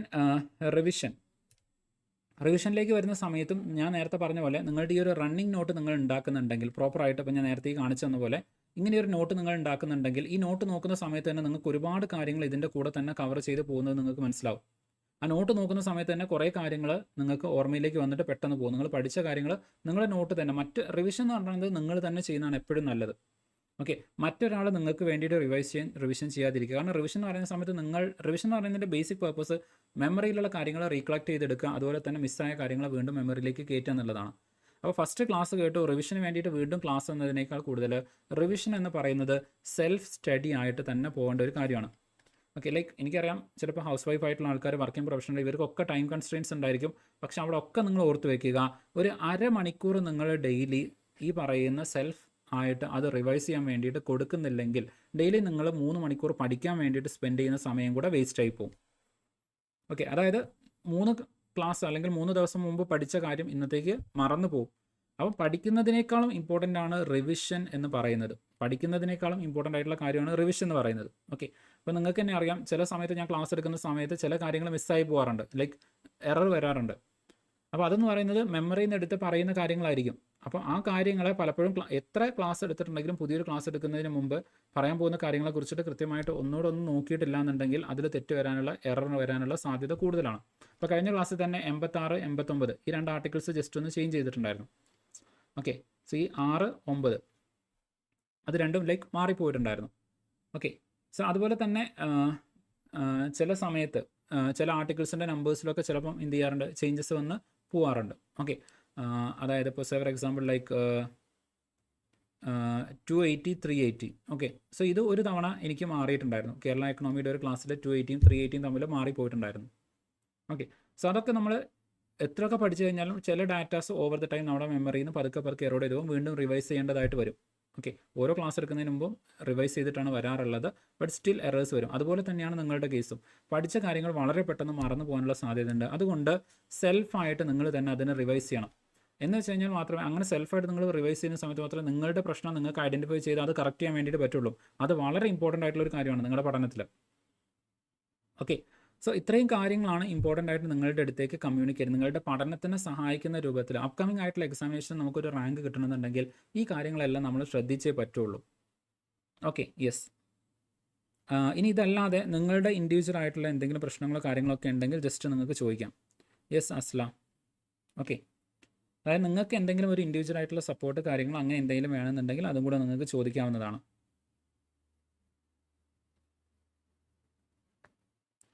okay, yes. ഇത്രയും കാര്യങ്ങളാണ് ഇമ്പോർട്ടൻ്റ് ആയിട്ട് വരുന്നത്. യെസ്, എക്സ്ട്രാ പോയിന്റ്സ് എന്താണ് വേണ്ടത്? സബ്ജക്റ്റ് വൈസ് ആയിട്ടുള്ള എക്സ്ട്രാ നോട്ട്സ് ആണോ, അതല്ലെങ്കിൽ ലൈക്ക് എന്താണ് ഉദ്ദേശിച്ചത്?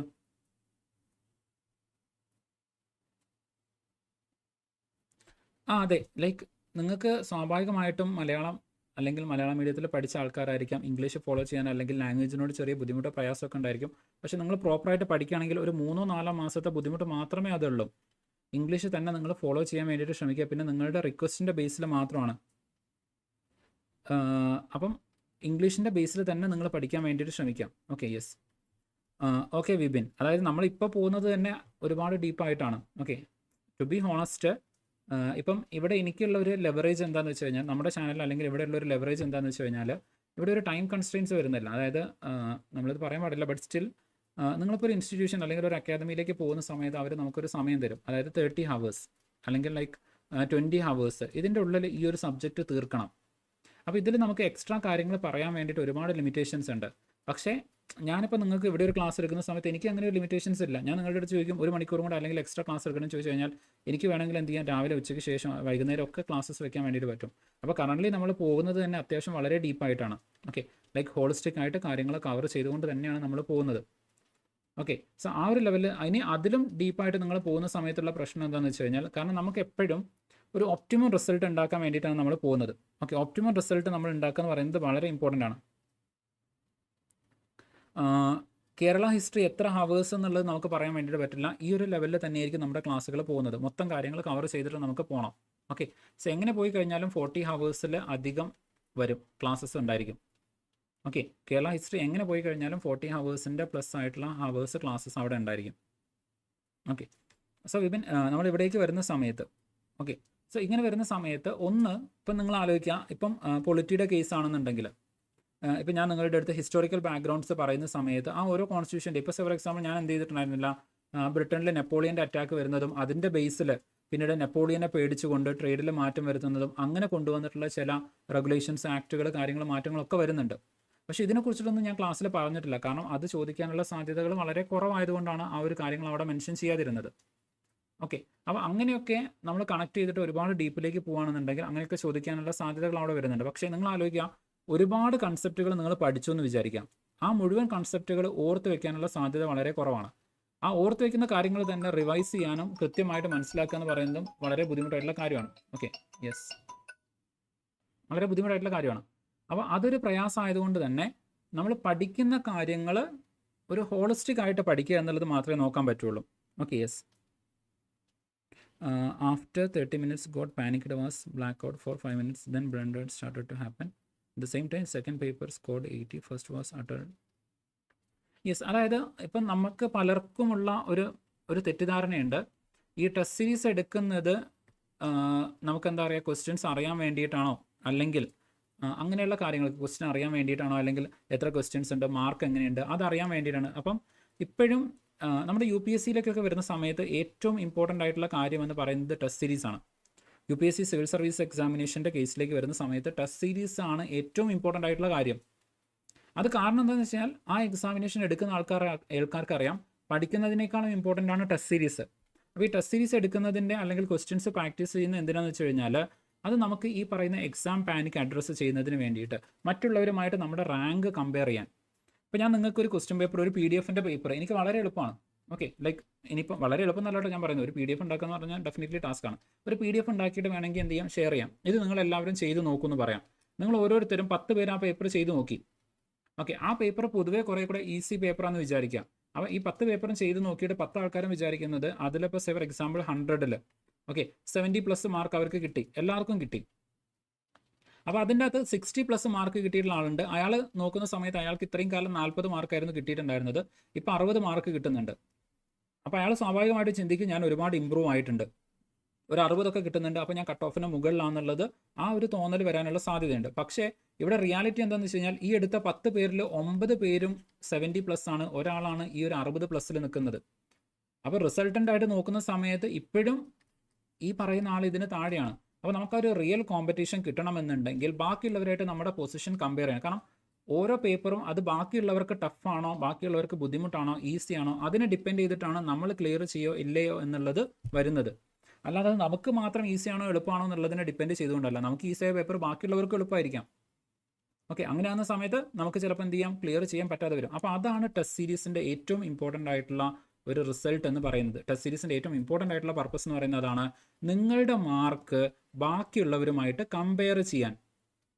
ഓക്കെ, ഇപ്പോൾ ഈ ഒരു ടെസ്റ്റ് സീരീസ് എടുക്കുന്നത് 500 പേരാണെന്ന് വിചാരിക്കാം. ഈ 500 പേരിൽ നിങ്ങളുടെ സ്ഥാനം 400 ആണെങ്കിൽ നിങ്ങൾ ഒരുപാട് ഇമ്പ്രൂവ് ചെയ്യണം. എന്നാൽ നിങ്ങളുടെ സ്ഥാനം 40-ൽ താഴെയാണെങ്കിൽ അത് നിങ്ങൾ മെയിൻറ്റെയിൻ ചെയ്യാൻ വേണ്ടിയിട്ട് ശ്രമിക്കണം. 40-ൽ താഴെ തന്നെ എല്ലാ പ്രാവശ്യം വരാൻ വേണ്ടിയിട്ട് ശ്രമിക്കണം. അങ്ങനെ ഒരു മ്യൂച്വൽ കമ്പാരിസൺ കൊണ്ടുവരാനാണ് സത്യത്തിൽ ടെസ്റ്റ് സീരീസ് എന്ന് പറയുന്നത്. ഇതാണ് ടെസ്റ്റ് സീരീസിൻ്റെ മെയിൻ പർപ്പസ്. അല്ലാതെ ജസ്റ്റ് നോളജോ അല്ലെങ്കിൽ പുതിയ കാര്യങ്ങൾ പഠിക്കാൻ വേണ്ടിയിട്ടോ ഒരുപാട് ഞാൻ ചില ടെസ്റ്റ് സീരീസ് ഒക്കെ കണ്ടിട്ടുണ്ട്. അതിൽ 2 പേജൊക്കെ എക്സ്പ്ലനേഷൻ കൊടുക്കുന്നുണ്ട്. ടെസ്റ്റ് സീരീസിൻ്റെ പർപ്പസ് എന്ന് പറയുന്നത് തന്നെ അതല്ല. ഒരു ക്വസ്റ്റ്യൻ കൊടുത്തു കഴിഞ്ഞാൽ അതിൽ എവിടെയാണ് നമ്മുടെ തെറ്റെന്നുള്ളത് വളരെ ഈസി ആയിട്ട് ഐഡൻറ്റിഫൈ ചെയ്യാൻ വേണ്ടിയിട്ട് പറ്റണം. ഓക്കെ, അതിന് ഏറ്റവും എപ്പോഴും നല്ലത്, നമ്മൾ സാധാരണ വിചാരിക്കും ഒരു ക്വസ്റ്റ്യൻ തന്നിട്ട് അതിന് 2 പേജ് എക്സ്പ്ലനേഷൻ തരുന്ന ടെസ്റ്റ് സീരീസാണ് നല്ലതെന്ന്. ഒരിക്കലും അല്ല. ഒരു ടെസ്റ്റ് സീരീസിൽ കറക്റ്റായിട്ട് ഓരോ സ്റ്റേറ്റ്മെൻറ്റ് ഉണ്ടെങ്കിൽ, ഇപ്പോൾ നമുക്ക് സാധാരണ സ്റ്റേറ്റ്മെൻറ്റ് ടൈപ്പ് ക്വസ്റ്റൻ ആണെങ്കിൽ 1, 2, 3, 4 സ്റ്റേറ്റ്മെൻറ്റ്സ് ഉണ്ടെങ്കിൽ ഈ 4 സ്റ്റേറ്റ്മെൻറ്റ്സ് അതെന്തുകൊണ്ട് ശരിയായി അവിടുന്ന് PSC റെലവൻ്റ് ആയിട്ട് ചോദിക്കാൻ സാധ്യതയുള്ള ഇൻഫർമേഷൻസ് എന്തുകൊണ്ട് തെറ്റായി അതെങ്ങനെ ഐഡൻറ്റിഫൈ ചെയ്യാൻ വേണ്ടിയിട്ട് പറ്റും. ഇത്രയും കാര്യങ്ങൾ വളരെ ചെറുതായിട്ട് ഒരു എക്സ്പ്ലനേഷനിൽ നിങ്ങൾക്ക് തരുന്നുണ്ടെങ്കിൽ അതാണ് എപ്പോഴും നല്ല ടെസ്റ്റ് സീരീസ്.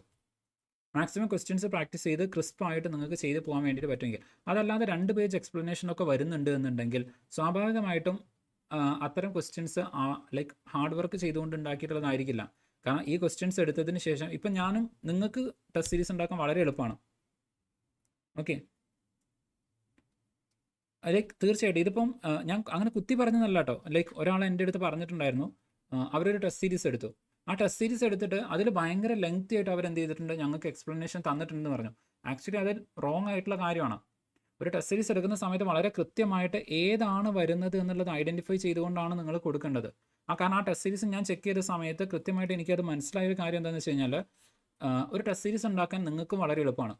അപ്പോൾ നിങ്ങൾ പഠിപ്പിക്കുന്ന അല്ലെങ്കിൽ നിങ്ങളുടെ ഒരു സോഴ്സ് മെറ്റീരിയൽ ഉണ്ടെങ്കിൽ ആ സോഴ്സ് മെറ്റീരിയൽ കൊടുത്തിട്ട് ChatGPT ഒക്കെ പർച്ചേസ് ചെയ്ത ആൾക്കാരാണെങ്കിൽ ഈ സോഴ്സ് മെറ്റീരിയൽ കൊടുത്തിട്ട് അതിൻ്റെ അകത്തുനിന്ന് ഒരു 50 MCQ ക്വസ്റ്റ്യൻസ് അല്ലെങ്കിൽ പോട്ടെ ഓരോ ചാപ്റ്റേഴ്സ് ഡിവൈഡ് ചെയ്തിട്ട് അതിനൊക്കെ ഒരു 10 ക്വസ്റ്റ്യൻസ് ഉണ്ടാക്കിയിട്ട് ഇടാൻ വേണ്ടിയിട്ട് പറഞ്ഞു കഴിഞ്ഞാൽ വളരെ എളുപ്പം അത് നടക്കും. എന്നിട്ട് അതേ സാധനത്തിന് ഒരു PDF-ലേക്ക് കോപ്പി പേസ്റ്റ് ചെയ്തിട്ട് തരാൻ വേണ്ടിയിട്ട് പറ്റും. പക്ഷേ അവിടെ ഈ ഒരു ഹ്യൂമൻ വർക്ക് നടക്കുന്നില്ല. ഞാൻ പറഞ്ഞ പോലെ ChatGPT അതുപോലെ തന്നെ AI സിസ്റ്റം നമ്മളെ റീപ്ലേസ് ചെയ്ത് വരുന്നുണ്ട്. ഇവിടെ സത്യത്തിൽ റിവേഴ്സ് ആണ് നടക്കുന്നത്. എന്ന് വെച്ച് കഴിഞ്ഞാൽ ഈ ഒരു പാരഗ്രാഫ് കോപ്പി ചെയ്തിട്ട് ആദ്യം എക്സ്പ്ലനേഷൻ ഇട്ടു, എന്നിട്ട് അതിൻ്റെ മുകളിൽ ക്വസ്റ്റ്യൻസ് അങ്ങനെ ഇട്ട് പോയിക്കൊണ്ടിരിക്കുകയാണ്. അല്ലാതെ ആ ക്വസ്റ്റ്യൻസിൽ എവിടെ തെറ്റായിട്ട് വരുന്നുണ്ട്, എന്തുകൊണ്ട് അത് റോങ് ആയിട്ട് വന്നു, എവിടെ നമുക്കത് ഐഡൻറ്റിഫൈ ചെയ്യാം എന്ന് ഈ ക്വസ്റ്റ്യൻസിൽ ഒരു ടൈം ഇൻവെസ്റ്റ് ചെയ്യുന്നില്ല. ഓക്കെ, സോ അങ്ങനെയല്ല നിങ്ങളൊരു ടെസ്റ്റ് സീരീസിനെ അനലൈസ് ചെയ്യേണ്ടത്. ഓക്കെ, 300 പേജസ് ഒക്കെ ഒരു ടെസ്റ്റ് സീരീസ് ഉണ്ടെന്ന് പറഞ്ഞു കഴിഞ്ഞാൽ ആ ടെസ്റ്റ് സീരീസ് മാത്രമേ നിങ്ങൾക്ക് വായിക്കാനുള്ള സമയം ഉണ്ടാവുള്ളൂ. ഓക്കെ, സോ അങ്ങനത്തെ ടെസ്റ്റ് സീരീസ് ഒരിക്കലും നിങ്ങൾ എന്ത് ചെയ്യരുത്, എടുക്കരുത്. ഓക്കെ, അങ്ങനത്തെ ടെസ്റ്റ് സീരീസ് കൊടുക്കാനും പാടില്ല. Test series class notes okay. Test സീരീസിൻ്റെ പർപ്പസ് എന്ന് പറയുന്നത് ടെസ്റ്റ് സീരീസിന് മെയിനായിട്ട് ഒന്ന് കമ്പയർ ചെയ്യാൻ വേണ്ടിയിട്ട്, ബാക്കിയുള്ളവരുമായിട്ട് റിലേറ്റീവായിട്ട് നിങ്ങൾക്ക് കമ്പയർ ചെയ്യാൻ വേണ്ടിയിട്ട്. രണ്ടാമതായിക്കൊണ്ട് നിങ്ങൾക്ക് നിങ്ങളുടെ തെറ്റ് ഐഡൻറ്റിഫൈ ചെയ്യാൻ. 300 പേജ് എക്സ്പ്ലനേഷൻ എന്ന് പറയുമ്പോൾ അതിൽ 3 പേജോളം നിങ്ങൾ റീഡ് ചെയ്തിട്ട് ഈ ക്വസ്റ്റ്യൻ എന്തുകൊണ്ട് തെറ്റി എന്നുള്ളത് നിങ്ങൾ കണ്ടുപിടിക്കണം.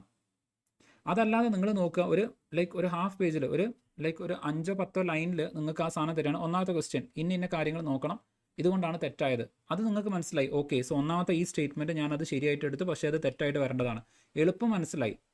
മറ്റേത് 3 പേജ് നിങ്ങൾ റീഡ് ചെയ്തിട്ട് വേണം, ഓക്കെ ഇതുകൊണ്ടാണ്, അപ്പോഴും ചിലപ്പോൾ നിങ്ങൾക്കത് ക്ലിയർ ആവണമെന്നില്ല. അങ്ങനത്തെ ഒരു പ്രശ്നം അവിടെ വരാൻ പാടില്ല. ടെസ്റ്റ് സീരീസ് എന്ന് പറയുന്നത് it should be very crystal clear. Okay, yes.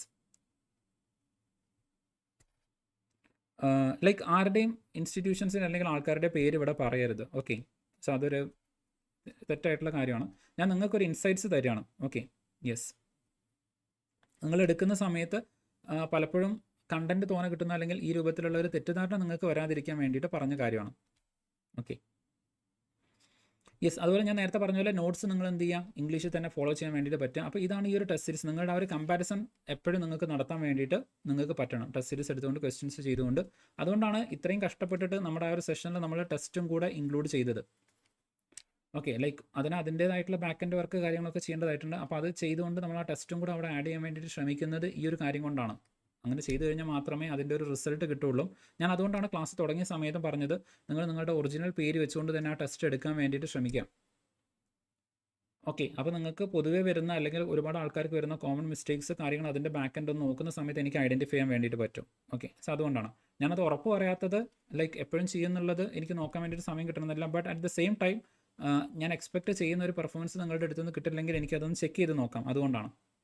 Okay. So അതുകൊണ്ട് തന്നെ ഇഫ് പോസിബിൾ നിങ്ങളുടെ ലൈക്ക് ഒറിജിനൽ ആയിട്ടുള്ള, ഇനിയിപ്പോൾ നിങ്ങൾ സെപ്പറേറ്റ് ഒരു സിം എടുത്താൽ പോലും പ്രശ്നമില്ല, ലൈക്ക് നിങ്ങൾക്ക് കോൺടാക്ട് ചെയ്യാൻ പറ്റുന്ന ഒരു നമ്പറും കൂടെ എന്ത് ചെയ്യുക, കൊടുക്കാൻ വേണ്ടിയിട്ട് ശ്രമിക്കാം.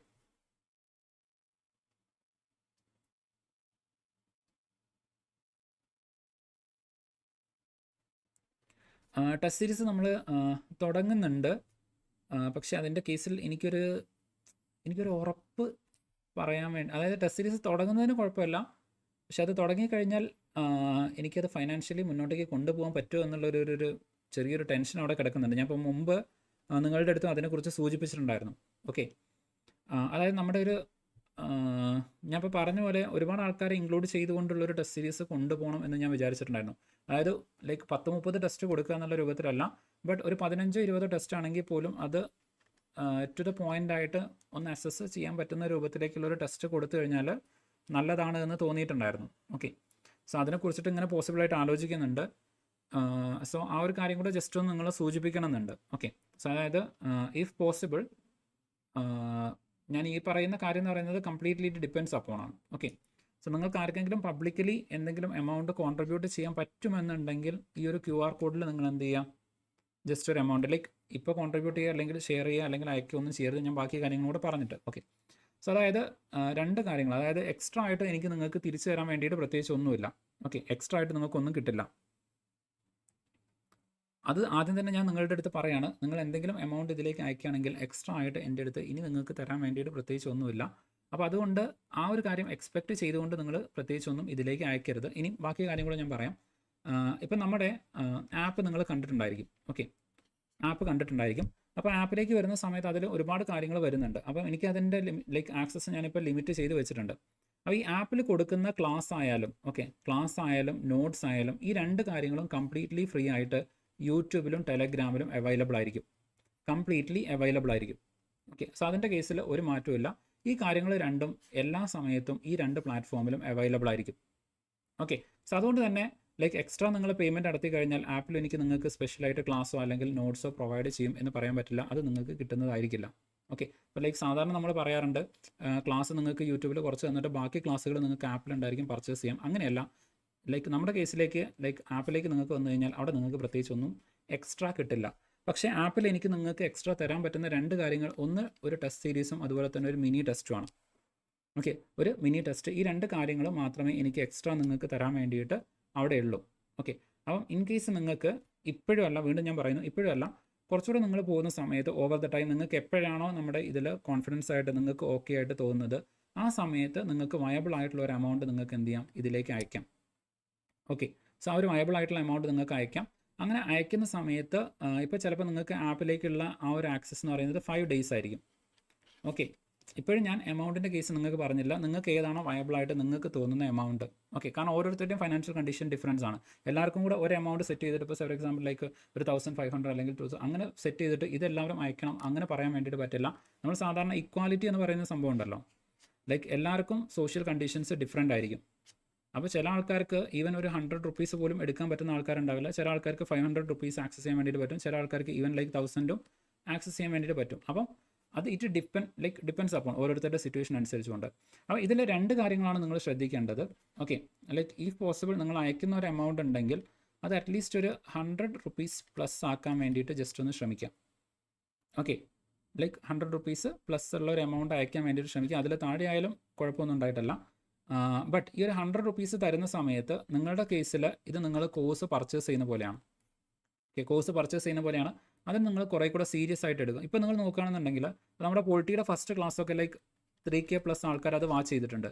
പിന്നെ ആ ഒരു സീരിയസ്നെസ് ആൾക്കാർക്ക് പോകുന്നുണ്ട്. പലപ്പോഴും ഈ ഫ്രീ ആയിട്ട് കിട്ടുന്ന സമയത്ത് ആൾക്കാർക്ക് ചിലപ്പോൾ തോന്നും ലൈക്ക് അതിൻ്റെ ക്വാളിറ്റി അല്ലെങ്കിൽ ചിലപ്പോൾ ഈ ഫ്രീ ആയിട്ട് കിട്ടുന്ന ആ ഒരു കാര്യത്തിന് ചിലപ്പോഴും ഒരു വാല്യൂ ആൾക്കാർ കൊടുക്കാത്തതാണ്. നമ്മൾ ഏൺ ചെയ്യുന്നതിൻ്റെ വാല്യൂ എപ്പോഴും ഡിഫറൻ്റ് ആയിരിക്കും. അപ്പോൾ അതുകൊണ്ടാണ് ഞാൻ ആലോചിച്ച സമയത്ത് ഓക്കെ ഒരു 100 rupees ആണെങ്കിൽ ആ ഒരു 100 rupees നിങ്ങൾ കൊടുത്തിട്ടുണ്ട്. അപ്പോൾ അതിന് നിങ്ങൾ എന്തായിരിക്കും ആൻസറബിൾ ആയിരിക്കും. ഇങ്ങനെ പൈസ കൊടുത്ത് വാങ്ങിച്ച സാധനമാണ്, അത് യൂസ് ചെയ്യണം എന്നുള്ളൊരു കൺസെപ്റ്റ് വരും. അത് നോക്കിയിട്ട് നിങ്ങൾ എന്ത് ചെയ്യാൻ വേണ്ടിയിട്ട് ശ്രമിക്കുക. ബട്ട് അറ്റ്ലീസ്റ്റ് ഞാൻ പറയാം, ഇപ്പം എൻ്റെ കേസിൽ ഞാൻ ടോട്ടലായിട്ട് കാൽക്കുലേറ്റ് ചെയ്ത് നോക്കുന്ന സമയത്ത് ഒരു 500 പ്ലസ്, ഓക്കെ, അതും അറ്റ്ലീസ്റ്റ് ഞാൻ നേരത്തെ കാൽക്കുലേറ്റ് ചെയ്ത പോലെ ഒരു 200 ആൾക്കാരുടെ അടുത്ത് നിന്ന് കിട്ടിക്കഴിഞ്ഞാൽ മാത്രമേ ഈ സാധനം വയബിളായിട്ട് ഫൈനാൻഷ്യലായിട്ട് മുന്നോട്ടേക്ക് കൊണ്ടുപോകാൻ വേണ്ടിയിട്ട് സാധിക്കുകയുള്ളൂ. ഓക്കെ, ലൈക്ക് ഫോർ 1 year ആ ഒരു പ്ലാറ്റ്ഫോം വാങ്ങിച്ചിട്ട് അതിൽ ടെസ്റ്റ് ആഡ് ചെയ്ത് നമുക്ക് മുന്നോട്ടേക്ക് പോകണമെങ്കിൽ ഈ ഒരു കാര്യം വരുന്നുണ്ട്. ഓക്കെ, അപ്പം ഈ ഒരു കാര്യം വേണം. എന്ന് വെച്ച് കഴിഞ്ഞാൽ ഒരു വർഷത്തേക്ക് ഒരു 1 lakh rupees നമുക്ക് ഇങ്ങനത്തെ ഒരു പ്ലാറ്റ്ഫോം അഫോർഡ് ചെയ്യാൻ വേണ്ടിയിട്ട് തന്നെ മിനിമം വേണ്ട വരും. ഓക്കെ, ലൈക്ക് നിങ്ങളുടെ ഇൻഫർമേഷൻസിലേക്ക് വേണ്ടിയിട്ട് ഷെയർ ചെയ്തെന്ന് മാത്രം. എന്ന് വെച്ച് കഴിഞ്ഞാൽ ഇത്രയും റുപ്പീസ് കിട്ടാനുള്ള ഒരു സാധ്യതയില്ല. ഡെഫിനറ്റ്ലി ഞാനത് പറയാണ്, അത്രയൊന്നും എന്തായാലും കിട്ടില്ല. അത് ആക്ച്വലി ലൈക്ക് എനിക്ക് അറിയാവുന്ന ഒരു കാര്യമാണ്. But at the same time നമുക്കൊരു സോഷ്യൽ എക്സ്പെരിമെൻറ്റ് പോലെ ഞാൻ അന്ന് പറഞ്ഞ പോലെ പ്ലാൻ ബിയിൽ ഈ ഒരു കാര്യം ഫിക്സ് ചെയ്ത് വെക്കുകയാണ്. ഓക്കെ, സോ നിങ്ങൾക്ക് വയബിൾ ആയിട്ടുള്ള എന്ത് എമൗണ്ട് ആണോ ആ ഒരു എമൗണ്ട് നിങ്ങൾക്ക് ഇതിലേക്ക് അയക്കാവുന്നതാണ്. ഓക്കെ, സോ ഈ ഒരു QR കോഡിലേക്ക് നോക്കിയിട്ട് നിങ്ങൾക്ക് ആ ഒരു എമൗണ്ട് ഡെഫിനറ്റായിട്ട് അയക്കാം. അങ്ങനെ അയക്കുന്ന സമയത്ത് നിങ്ങൾ ഒരു കാര്യം കൂടെ ശ്രദ്ധിക്കുക, നിങ്ങളുടെ മെയിൽ ID കൂടെ നിങ്ങൾ അതിൻ്റെ കൂടെ അയക്കണം. Mail ID okay. സോ അതുപോലെ തന്നെ നിങ്ങൾ രജിസ്റ്റർ ചെയ്തിട്ടുള്ള നിങ്ങളുടെ പേരെന്താണെന്നുള്ളതും, ആപ്പിലിപ്പോൾ നിങ്ങൾ ഓൾറെഡി രജിസ്റ്റർ ചെയ്തിട്ടുണ്ടായിരിക്കും, ആ രജിസ്റ്റർ ചെയ്ത പേരെന്താണ് എന്നുള്ളതും ഈ 2 കാര്യങ്ങളും കൂടെ അയച്ചതിന് ശേഷം ഗൂഗിൾ പേയിൽ ഒരു മെസ്സേജ് ആയിട്ടും കൂടെ നിങ്ങൾ അയക്കാൻ വേണ്ടിയിട്ട് ശ്രമിക്കുക. ഓക്കെ, സോ ഈ 2 കാര്യങ്ങളോട് ചെയ്തു കഴിഞ്ഞാൽ ഓട്ടോമാറ്റിക്കലി ആക്സസ് ഞാൻ എന്ത് ചെയ്യുന്നതായിരിക്കും, ലൈക്ക് അടുത്ത ഒരു വർഷത്തേക്ക് അല്ലെങ്കിൽ എന്നത്തേക്കാണ്, എത്ര ദിവസത്തേക്കാണ് നിങ്ങൾക്ക് വേണ്ടത് ആ ദിവസത്തേക്ക് ഞാനത് എക്സ്റ്റെൻഡ് ചെയ്യുന്നതായിരിക്കും. ഓക്കെ, സോ ഒരിക്കലും നമ്മുടെ കോഴ്സിന് ഒരു പ്രൈസ് വെക്കുന്നതല്ല, ബട്ട് ഇത്രത്തോളം ഒരു എമൗണ്ട് കറണ്ട് സിറ്റുവേഷനിൽ എനിക്ക് താങ്ങാൻ പറ്റുന്ന ഒരു എമൗണ്ട് അല്ല, ടു ബി ഹോണസ്റ്റ്. ഓക്കെ, ഇത്ര ഒരു എമൗണ്ട് എനിക്ക് താങ്ങാൻ വേണ്ടിയിട്ട് ഇപ്പോഴത്തെ സിനാരിയോയിൽ എനിക്ക് പറ്റില്ല. ഓൾറെഡി ലൈക്ക് അല്ലാത്ത കുറച്ച് സാധനങ്ങൾ വെച്ചുകൊണ്ടാണ് നമ്മളിപ്പോൾ ഇതും റൺ ചെയ്തുകൊണ്ടിരിക്കുന്നത്. അതിൻ്റെ പുറമെ ഇതും കൂടെ നമുക്ക് അഫോർഡ് ചെയ്യാൻ വേണ്ടിയിട്ട് പറ്റില്ല. But at the same time അതിൻ്റെ ബെനിഫിറ്റ് എനിക്ക് ഉണ്ട് കേട്ടോ, ഇല്ലയെന്ന് ഞാൻ പറയുന്നില്ല. തീർച്ചയായിട്ടും ലൈക്ക് യൂട്യൂബ് റവന്യൂ അങ്ങനത്തെ കാര്യമല്ല, അത് ഞാൻ നിങ്ങൾക്ക് ഓൾറെഡി കാണിച്ചു തന്നു. അതൊന്നും പ്രത്യേകിച്ച് റവന്യൂ ഒന്നും കിട്ടില്ല. But at the same time like different ആയിട്ടുള്ള ഇൻസ്റ്റിറ്റ്യൂഷൻസ് നിന്ന് അവർ ആൾക്കാരെ വിളിക്കുന്നുണ്ട്. ഓക്കെ, അവർക്ക് ക്ലാസ് എടുത്ത് കൊടുക്കാൻ വേണ്ടിയിട്ട് അവർ വിളിക്കുന്നുണ്ട്. അപ്പോൾ ഞാൻ നിങ്ങൾക്ക് ക്ലാസ് എടുത്ത് കൊടുക്കുന്ന അതേ ക്ലാസ്സുകൾ ഞാൻ പെയ്ഡായിട്ട് അവിടെ പോയിട്ട് എന്ത് ചെയ്യുന്നുണ്ട്, ലിമിറ്റഡ് ആയിട്ട് ഞാൻ അങ്ങനെ എടുത്ത് കൊടുക്കുന്നുണ്ട്. അപ്പം അങ്ങനെ ആൾക്കാർ കൂടുതലായിട്ട് കോൺടാക്ട് ചെയ്യുന്നത് എന്തുകൊണ്ടെന്ന് വെച്ച് കഴിഞ്ഞാൽ യൂട്യൂബിൽ ഈ ക്ലാസ്സുകൾ പോകുന്നത് കൊണ്ടാണ്. അപ്പം ലൈക്ക് ഇങ്ങനെ ഒരു ബെനിഫിറ്റ് ഇതിൻ്റെ സൈഡായിട്ട് കിടക്കുന്നുണ്ട്. ഓക്കെ, യെസ്, അപ്പം അതുണ്ട്. ബട്ട് അതല്ലാതെ ഒരു സെപ്പറേറ്റ് ആയിട്ട് വേറെ ബെനിഫിറ്റ് കാര്യങ്ങളൊന്നും എക്സ്ട്രാ വരുന്നില്ല. അപ്പോൾ അതുകൊണ്ടാണ് ചോദിച്ചത്. എനിക്കൊരു കാര്യം മുന്നോട്ടേക്ക് പോകുന്ന സമയത്ത് ഇതിൻ്റെ കേസിൽ എനിക്കൊരു ഭയങ്കര കൺഫ്യൂഷനായിട്ട് കിടപ്പുണ്ട്. ഓക്കെ, കാരണം ഇതിലേക്ക് വരുന്ന സമയത്ത് ഡെഫിനറ്റ്ലി എല്ലാം അവസാനത്തേക്ക് വരുന്ന സമയത്ത് ഫൈനാൻസിൻ്റെ കേസിലാണ് നമ്മളെല്ലാവരും പോയിട്ട് കൺഫ്യൂസ് ആയിട്ട് നിൽക്കുന്നത്. അതിനോട് ജസ്റ്റ് പറഞ്ഞെന്ന് മാത്രം. അങ്ങനെ നിങ്ങൾ അയക്കുകയാണെന്നുണ്ടെങ്കിൽ ഈ ഒരു മെയിലും അതുപോലെ തന്നെ നിങ്ങളുടെ രജിസ്റ്റർ ചെയ്ത ആ ഒരു പേരെന്താണെന്നുള്ളത് കൊണ്ട്, കാരണം ഒരേ പേരിൽ ചിലപ്പോൾ ഇപ്പോൾ ഫോർ എക്സാമ്പിൾ വിഷ്ണു എന്ന് പറഞ്ഞിട്ട് ചിലപ്പോൾ 2 പേര് രജിസ്റ്റർ ചെയ്തിട്ടുണ്ടായിരിക്കും. അപ്പോൾ ഇതിൽ ആരുടെയാണ് എന്ന് എക്സാക്ട്ലി അറിയണമെന്നുണ്ടെങ്കിൽ വിഷ്ണു വി ആയിരിക്കും, ചിലപ്പോൾ മറ്റേത് വിഷ്ണു ആർ ആയിരിക്കും. അപ്പോൾ ചിലപ്പം ഒരേ പേരിൽ തന്നെ വിഷ്ണു വി എന്ന് പറഞ്ഞിട്ട് ചിലപ്പോൾ 2 പേരുണ്ടാവാൻ സാധ്യതയുണ്ട്. അതുപോലെ മെയിൽ ID നോക്കിക്കഴിഞ്ഞാൽ മാത്രമേ അത് ഡിഫറൻ്റ് ആയിട്ട് അറിയാൻ വേണ്ടിയിട്ട് പറ്റുള്ളൂ. അതുകൊണ്ടാണ് ഈ 2 കാര്യങ്ങൾ നിങ്ങൾ എന്ത് ചെയ്യണം, ഇങ്ങനെ ഒരു എമൗണ്ട് എന്തെങ്കിലും നിങ്ങൾ അയച്ചു കഴിഞ്ഞാൽ നിങ്ങൾ അത് അയക്കണമെന്ന് പറഞ്ഞത്. ഇനി ഇൻ കേസ് ഓക്കെ, ഇതൊക്കെ ഞാൻ പറയുന്ന സമയത്തും there are other category of ആൾക്കാർ, ഈവൻ ഒരു 100 രൂപ പോലും എടുക്കാൻ കഴിയാത്ത ആൾക്കാരുണ്ട്. ഓക്കെ, അതും റിയാലിറ്റിയാണ്. ഓക്കെ, സോ ഇങ്ങനെ നിങ്ങൾക്ക് എന്തെങ്കിലും സാമ്പത്തികമായിട്ട് ഏതെങ്കിലും തരത്തിലുള്ള പ്രയാസമുണ്ട്, but at the same time നിങ്ങൾക്ക് ആപ്പ് ആക്സസ് ചെയ്യേണ്ടതായിട്ടുള്ള ബുദ്ധിമുട്ട് അല്ലെങ്കിൽ ആ ഒരു സിറ്റുവേഷൻ സിനാരിയോ നിങ്ങൾക്ക് ഉണ്ട് എന്നുണ്ടെങ്കിൽ അതും പേഴ്സണലായിട്ട് നിങ്ങൾക്ക് എന്ത് ചെയ്യാം, ഇത് സ്കാൻ ചെയ്തതിന് ശേഷം അറ്റ്ലീസ്റ്റ് ഒരു രൂപ, കാരണം ആ ഒരു ആക്സസ് നിങ്ങൾക്ക് കിട്ടണമെന്നുണ്ടെങ്കിൽ 1 രൂപ നിങ്ങൾ അയച്ചതിന് ശേഷം അതെന്ത് ചെയ്താൽ മതി, മെസ്സേജ് അയച്ചിട്ടാൽ മതി. ഓക്കെ, സോ ഈ ഒരു കാര്യം കൂടെ ജസ്റ്റ് ഒന്ന് ശ്രദ്ധിക്കുക. Okay, so that category of ആൾക്കാരുണ്ട്, അത് മറന്നുകൊണ്ടല്ല. Okay, yes. അപ്പോൾ ഇത്രയും കാര്യങ്ങളാണ് ജസ്റ്റ് ഒന്ന് പറയാൻ വേണ്ടിയിട്ട് ലൈക്ക് നമ്മുടെ ഈ ഒരു സെഷനിൽ കൺക്ലൂഡ് ചെയ്യാൻ വേണ്ടിയിട്ട് പറയുന്നത്. ബാക്കി എന്തെങ്കിലും കാര്യങ്ങളുണ്ടെങ്കിൽ ജസ്റ്റ് നിങ്ങൾക്ക് കമ്മ്യൂണിക്കേറ്റ് ചെയ്യാവുന്നതാണ്. Okay, and one more thing, നിങ്ങൾ ഓവർ ദ ടൈം എപ്പോഴാണോ നമ്മുടെ ക്ലാസ്സസ് അല്ലെങ്കിൽ അത് നിങ്ങൾക്ക് വേർത്തായിട്ട് തോന്നുന്നത് അത് നിങ്ങൾക്ക് ആ സമയത്ത് കമ്പയർ ചെയ്തുകൊണ്ട് മാത്രം ചെയ്താൽ മതി. ഓക്കെ, അതല്ലാതെ ഒരിക്കലും നിങ്ങൾ ഇതിൻ്റെ ഒറ്റ ദിവസം കൊണ്ട് നിങ്ങൾ അയച്ചു തന്നാൽ എനിക്കും ലൈക്ക് ഒരു ദിവസത്തിൻ്റെ ബേസിൽ ഒരു കാര്യം ചെയ്യാൻ വേണ്ടിയിട്ട് അതും പ്രയാസമാണ്.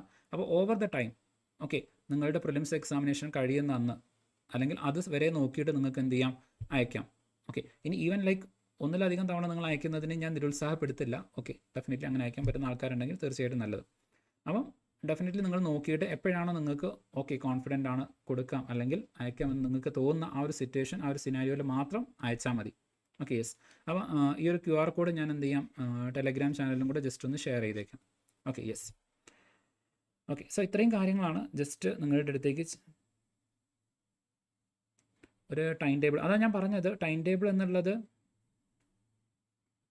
യെസ്, QR കോഡ് ഷെയർ ചെയ്യാം. ഓക്കെ, ഈ ടൈം ടേബിൾ എന്ന് പറയുന്നത് ഇവിടെയുള്ള ഇപ്പോൾ ഫോർ എക്സാമ്പിൾ ഒരു 50 അല്ലെങ്കിൽ 100 ആൾക്കാർ ഇപ്പോൾ ഈ ഒരു വീഡിയോ കാണുന്നുണ്ടെങ്കിൽ അവരുടെ എല്ലാവരുടെയും സിനാരിയോ ഡിഫറൻ്റ് ആണ്. ഓക്കെ, അറ്റ്ലീസ്റ്റ് പെർ ഡേ നിങ്ങളൊരു 3 മണിക്കൂർ പഠിക്കണം. ഓക്കെ, 3 മണിക്കൂർ നിങ്ങൾ പഠിക്കണം. അപ്പോൾ ഞാൻ ജസ്റ്റ് നോക്ക് ലൈക്ക് കമ്പയർ ചെയ്ത് പറയുകയാണെന്നുണ്ടെങ്കിൽ ഓക്കെ, ഒരു 3 മണിക്കൂർ നിങ്ങൾ ഡെയിലി എന്ത് ചെയ്യണം, പഠിക്കണം അറ്റ്ലീസ്റ്റ്. അതിൽ ഒരു ½ ആൻ അവർ നിങ്ങൾ റിവിഷന് വേണ്ടിയിട്ട് തന്നെ മാറ്റി വെക്കണം. ആ റിവിഷൻ വീണ്ടും ഇരുന്ന് പഠിക്കുക എന്നുള്ളതല്ല, പെട്ടെന്ന് നിങ്ങൾ ഓടിച്ചു പോവുക. ഓക്കെ, പെട്ടെന്ന് ഓടിച്ച് വേണ്ടിയിട്ട് പോവുക, ഇന്ന കാര്യങ്ങൾ അതിങ്ങനെ ഒന്ന് ഓടിച്ച് പോവുക, ആ കാര്യങ്ങളൊന്ന് നോക്കുക എന്ന് മാത്രം, അത് മാത്രമേ നിങ്ങൾ ചെയ്യേണ്ടതുള്ളൂ. അതെ, പ്രിലിംസിൻ്റെ ടെസ്റ്റ് സീരീസ് നമ്മൾ വിത്തിൻ 1 വീക്ക് സ്റ്റാർട്ട് ചെയ്യുന്നതായിരിക്കും. ഓക്കെ, ഒരാഴ്ചൻ്റെ ഇടയ്ക്ക് തന്നെ based upon this time table follow ചെയ്യാൻ പറ്റുന്നത്. അതായത് ടെസ്റ്റ് സീരീസിൻ്റെ കേസാണോ ടൈം ടേബിളിൻ്റെ കേസ് പറഞ്ഞത്? സോ ടെസ്റ്റ് സീരീസിൻ്റെ കേസും ജസ്റ്റ് ഞാൻ നോക്കിയിട്ട് അതിൻ്റെ ടൈം ടേബിൾ അതും കൂടെ ഞാൻ എന്ത് ചെയ്യുന്നതായിരിക്കും, ഗ്രൂപ്പിൽ ഷെയർ ചെയ്യാം. നമ്മുടെ ക്ലാസ്സിൻ്റെ ടൈം ടേബിൾ ഞാൻ ഓൾറെഡി ഷെയർ ചെയ്തിട്ടുണ്ട്. ബട്ട് അതിൽ എന്തെങ്കിലും തരത്തിലുള്ള ഒരു ആൾട്ടറേഷൻ കാര്യങ്ങൾ നിങ്ങൾക്ക് വേണമെന്നുണ്ടെങ്കിൽ, ലൈക്ക് എന്തെങ്കിലും മാറ്റങ്ങൾ ഉണ്ടെന്നുണ്ടെങ്കിൽ അത് തന്നെ നിങ്ങൾ ഫോളോ ചെയ്താൽ മതി. സോ ആ ഒരു ഷെഡ്യൂൾ ഓൾറെഡി ഷെയർ ചെയ്തിട്ടുണ്ട്, ഞാൻ ടെലഗ്രാമിൽ പിൻ ചെയ്തിട്ടുണ്ട്. എപ്പോഴും നിങ്ങൾ ടെലഗ്രാമിലെ പിൻ്റെ മെസ്സേജസ് നോക്കുക, ഇമ്പോർട്ടൻ്റ് ആയിട്ടുള്ള മെസ്സേജസ് അതിൽ പിൻ ചെയ്ത് വെച്ചിരിക്കുന്നത് കാണാൻ വേണ്ടിയിട്ട് പറ്റും. യെസ്. അപ്പം ഇങ്ങനെ ഒരു ഇത്രയും ഹവേഴ്സ് 3+1/2 hours പെർ ഡേ നിങ്ങൾക്ക് കൊടുക്കാൻ വേണ്ടിയിട്ട് പറ്റണം. ഇനി അതല്ലാതെ എക്സ്ട്രാ നിങ്ങൾക്ക് കിട്ടുന്ന സമയം ഉണ്ടായിരിക്കും. ആ സമയത്ത് അറ്റ്ലീസ്റ്റ് ഓഡിയോ ആയിട്ടെങ്കിലും ഒരു ക്ലാസ്സുകൾ നിങ്ങൾ കേൾക്കാൻ വേണ്ടിയിട്ട് ശ്രമിക്കുക. ജസ്റ്റ് ഒന്ന് പ്ലേ ചെയ്തിട്ടാൽ മതി. എന്നിട്ട് അതിൽ പറയുന്ന കാര്യങ്ങൾ ജസ്റ്റ് ഇപ്പോൾ നിങ്ങൾ ട്രാവൽ ചെയ്യുന്ന സമയത്ത്, അതല്ലെങ്കിൽ നിങ്ങൾക്ക് എക്സ്ട്രാ കിട്ടുന്ന സമയങ്ങളുണ്ട്, വെറുതെ ഇരിക്കുന്ന സമയങ്ങളൊക്കെ ഉണ്ടെങ്കിൽ അടുത്ത ഒരു 6 to 8 months, 6 മുതൽ 8 മാസത്തെ സമയം, ഇങ്ങനെയുള്ള സമയം കൂടെ നിങ്ങൾ മാക്സിമം യൂട്ടിലൈസ് ചെയ്യാൻ വേണ്ടിയിട്ട് ശ്രമിക്കാം. സോ അങ്ങനെ ചെയ്തു കഴിഞ്ഞാൽ മാത്രമേ നമുക്കത് ക്ലിയർ ചെയ്തിട്ട് മുന്നോട്ടേക്ക് പോകാൻ വേണ്ടിയിട്ട് സാധിക്കുകയുള്ളൂ.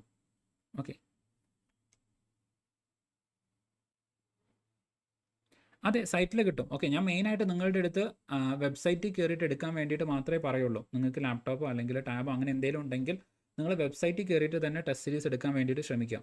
അതിലായിരിക്കും നിങ്ങൾക്ക് കുറേ കൂടെ ബെറ്റർ ആയിട്ട് ആക്സസ് ചെയ്യാൻ വേണ്ടിയിട്ട് പറ്റുക. അതായത് നിങ്ങളുടെ ഒരു SSC എക്സാമിനേഷൻ ഒക്കെ അല്ലേ, ആ ഒരു ഫോർമാറ്റിൽ തന്നെ നിങ്ങൾക്ക് കിട്ടും. അതുകൊണ്ടാണ് ഞാനിപ്പോൾ അതിൽ സാമ്പിൾ ക്വസ്റ്റ്യൻസ് ഒന്നും ആഡ് ചെയ്തിട്ടില്ല, ജസ്റ്റ് ആ ഒരു ഫോർമാറ്റ് മാത്രം അവിടെ ആഡ് ചെയ്തിട്ടുണ്ട്. നിങ്ങൾക്കത് നോക്കിക്കഴിഞ്ഞാൽ മനസ്സിലാവും. പൊളിറ്റിയുടെ സെഷനിൽ മിനി ടെസ്റ്റ് അവിടെ ജസ്റ്റ് ഒന്ന് ആഡ് ചെയ്ത് വെച്ചിട്ടുണ്ട്. ക്വസ്റ്റ്യൻസ് ഒന്നും ആഡ് ചെയ്തിട്ടില്ല. ഇത് കഴിഞ്ഞിട്ട് വേണം എനിക്കിനി ഇരുന്നിട്ട് രാത്രി ക്വസ്റ്റ്യൻസ് കാര്യങ്ങളൊക്കെ അതിലേക്ക് ആഡ് ചെയ്യാൻ വേണ്ടിയിട്ട്.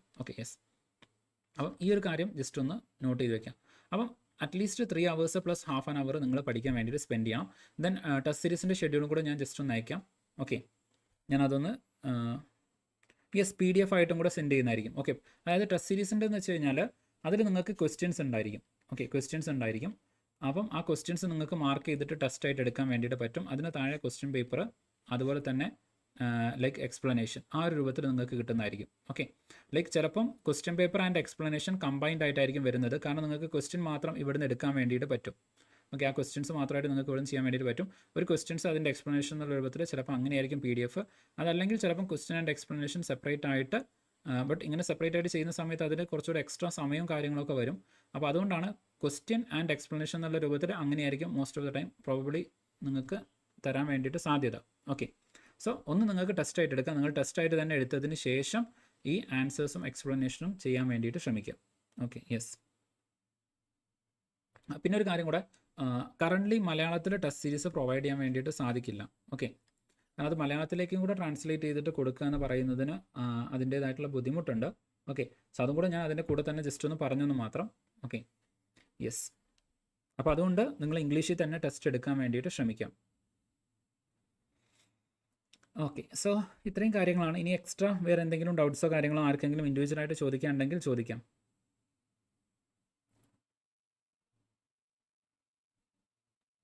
വേറെ ഏതെങ്കിലും കാര്യങ്ങൾ ജസ്റ്റ് അറിയേണ്ടതായിട്ടുണ്ടോ?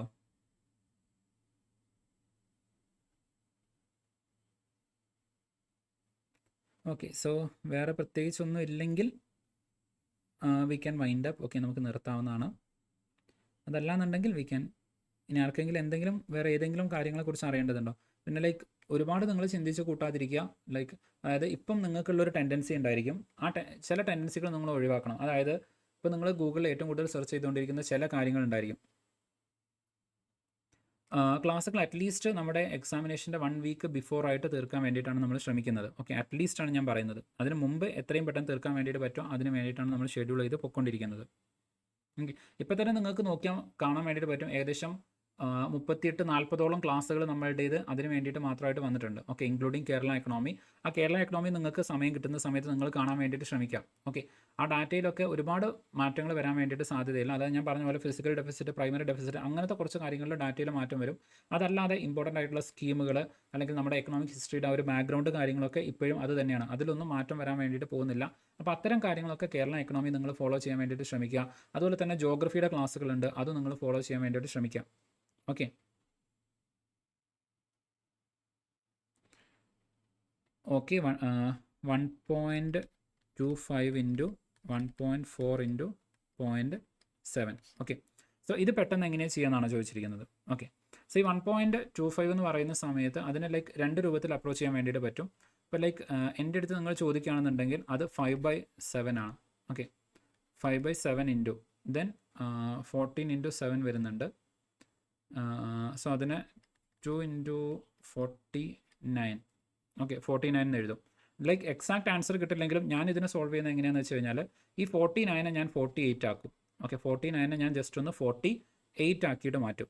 ഓക്കെ, സോ 48 ആക്കുന്ന സമയത്ത് ഇത് രണ്ടും കൂടെ എനിക്ക് ക്യാൻസൽ ചെയ്യാൻ വേണ്ടിയിട്ട് പറ്റും. അപ്പോൾ എനിക്ക് എന്ത് കിട്ടും?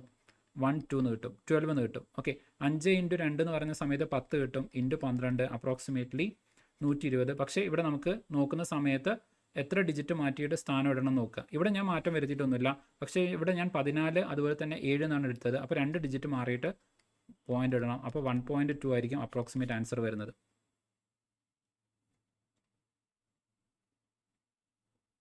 ഓക്കെ, സോ അപ്രോക്സിമേറ്റ് ആൻസർ അത്രയായിരിക്കും വരാനുള്ളൊരു സാധ്യത എന്ന് പറയുന്നത്.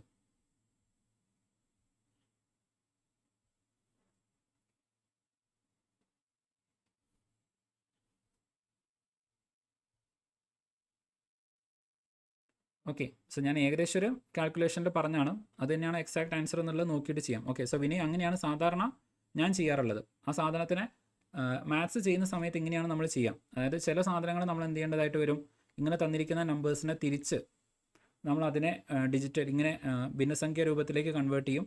ചിലതിന് നമ്മൾ അപ്രോക്സിമേഷൻ എടുക്കും. ഓക്കെ, സോ എന്നിട്ടാണ് നമ്മൾ സാധാരണ ചെയ്യാറുള്ളത്. ഇപ്പോൾ ഇവിടെ ഞാൻ ചെയ്തത് ഈ 14 എന്ന് പറയുന്നത് 2 ഇൻറ്റു 7 ആണ്. 7 ഇൻറ്റു 7 എന്ന് പറയുന്നത് 49 ആണ്. 49 എന്ന് പറയുന്നത് ഇവിടെ ഒരു 4 വന്നതുകൊണ്ട് അപ്രോക്സിമേറ്റ്ലി 48 എടുത്തു. നിങ്ങൾ നോക്കുക 1.2 സംതിങ് ആയിരിക്കും. അപ്പോൾ ഞാൻ പറഞ്ഞു തന്നുകൊണ്ടാണ്, മൈൻഡ് കാൽക്കുലേഷൻ ആണെങ്കിൽ കുറച്ചുകൂടെ ഫാസ്റ്റ് ആയിട്ട് ചെയ്യും. ഓക്കെ, യെസ്, ഇങ്ങനെ എന്ത് ഡൗട്ട് വേണമെങ്കിലും നിങ്ങൾക്ക് ചോദിക്കാം കേട്ടോ. അതായത് ചില കാൽക്കുലേഷൻസ് കാര്യങ്ങളൊക്കെ ചെയ്യുന്ന സമയത്ത് ഇത് പിന്നെ ഓവർ ദ ടൈം പ്രാക്ടീസിലൂടെ വന്നതാണ്. പിന്നെ like yes,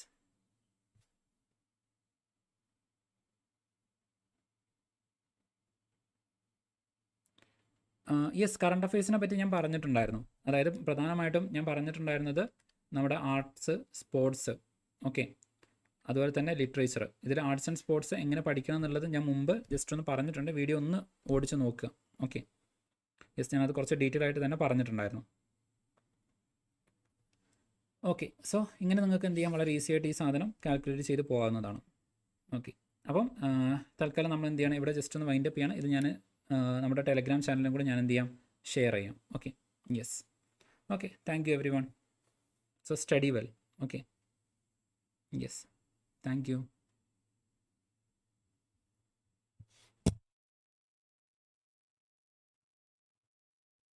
yes, Harishma, Krishna, Vipin, Rajitha, Sreelal, Vaishnav, Ammu. Okay, yes, Vineetha, Rahmath, yeah, Vinay, Vaishnav, Milu, okay, Ranisha, Bhavyasree, okay, Shreya, A K, okay, yes, Vaishnav, okay.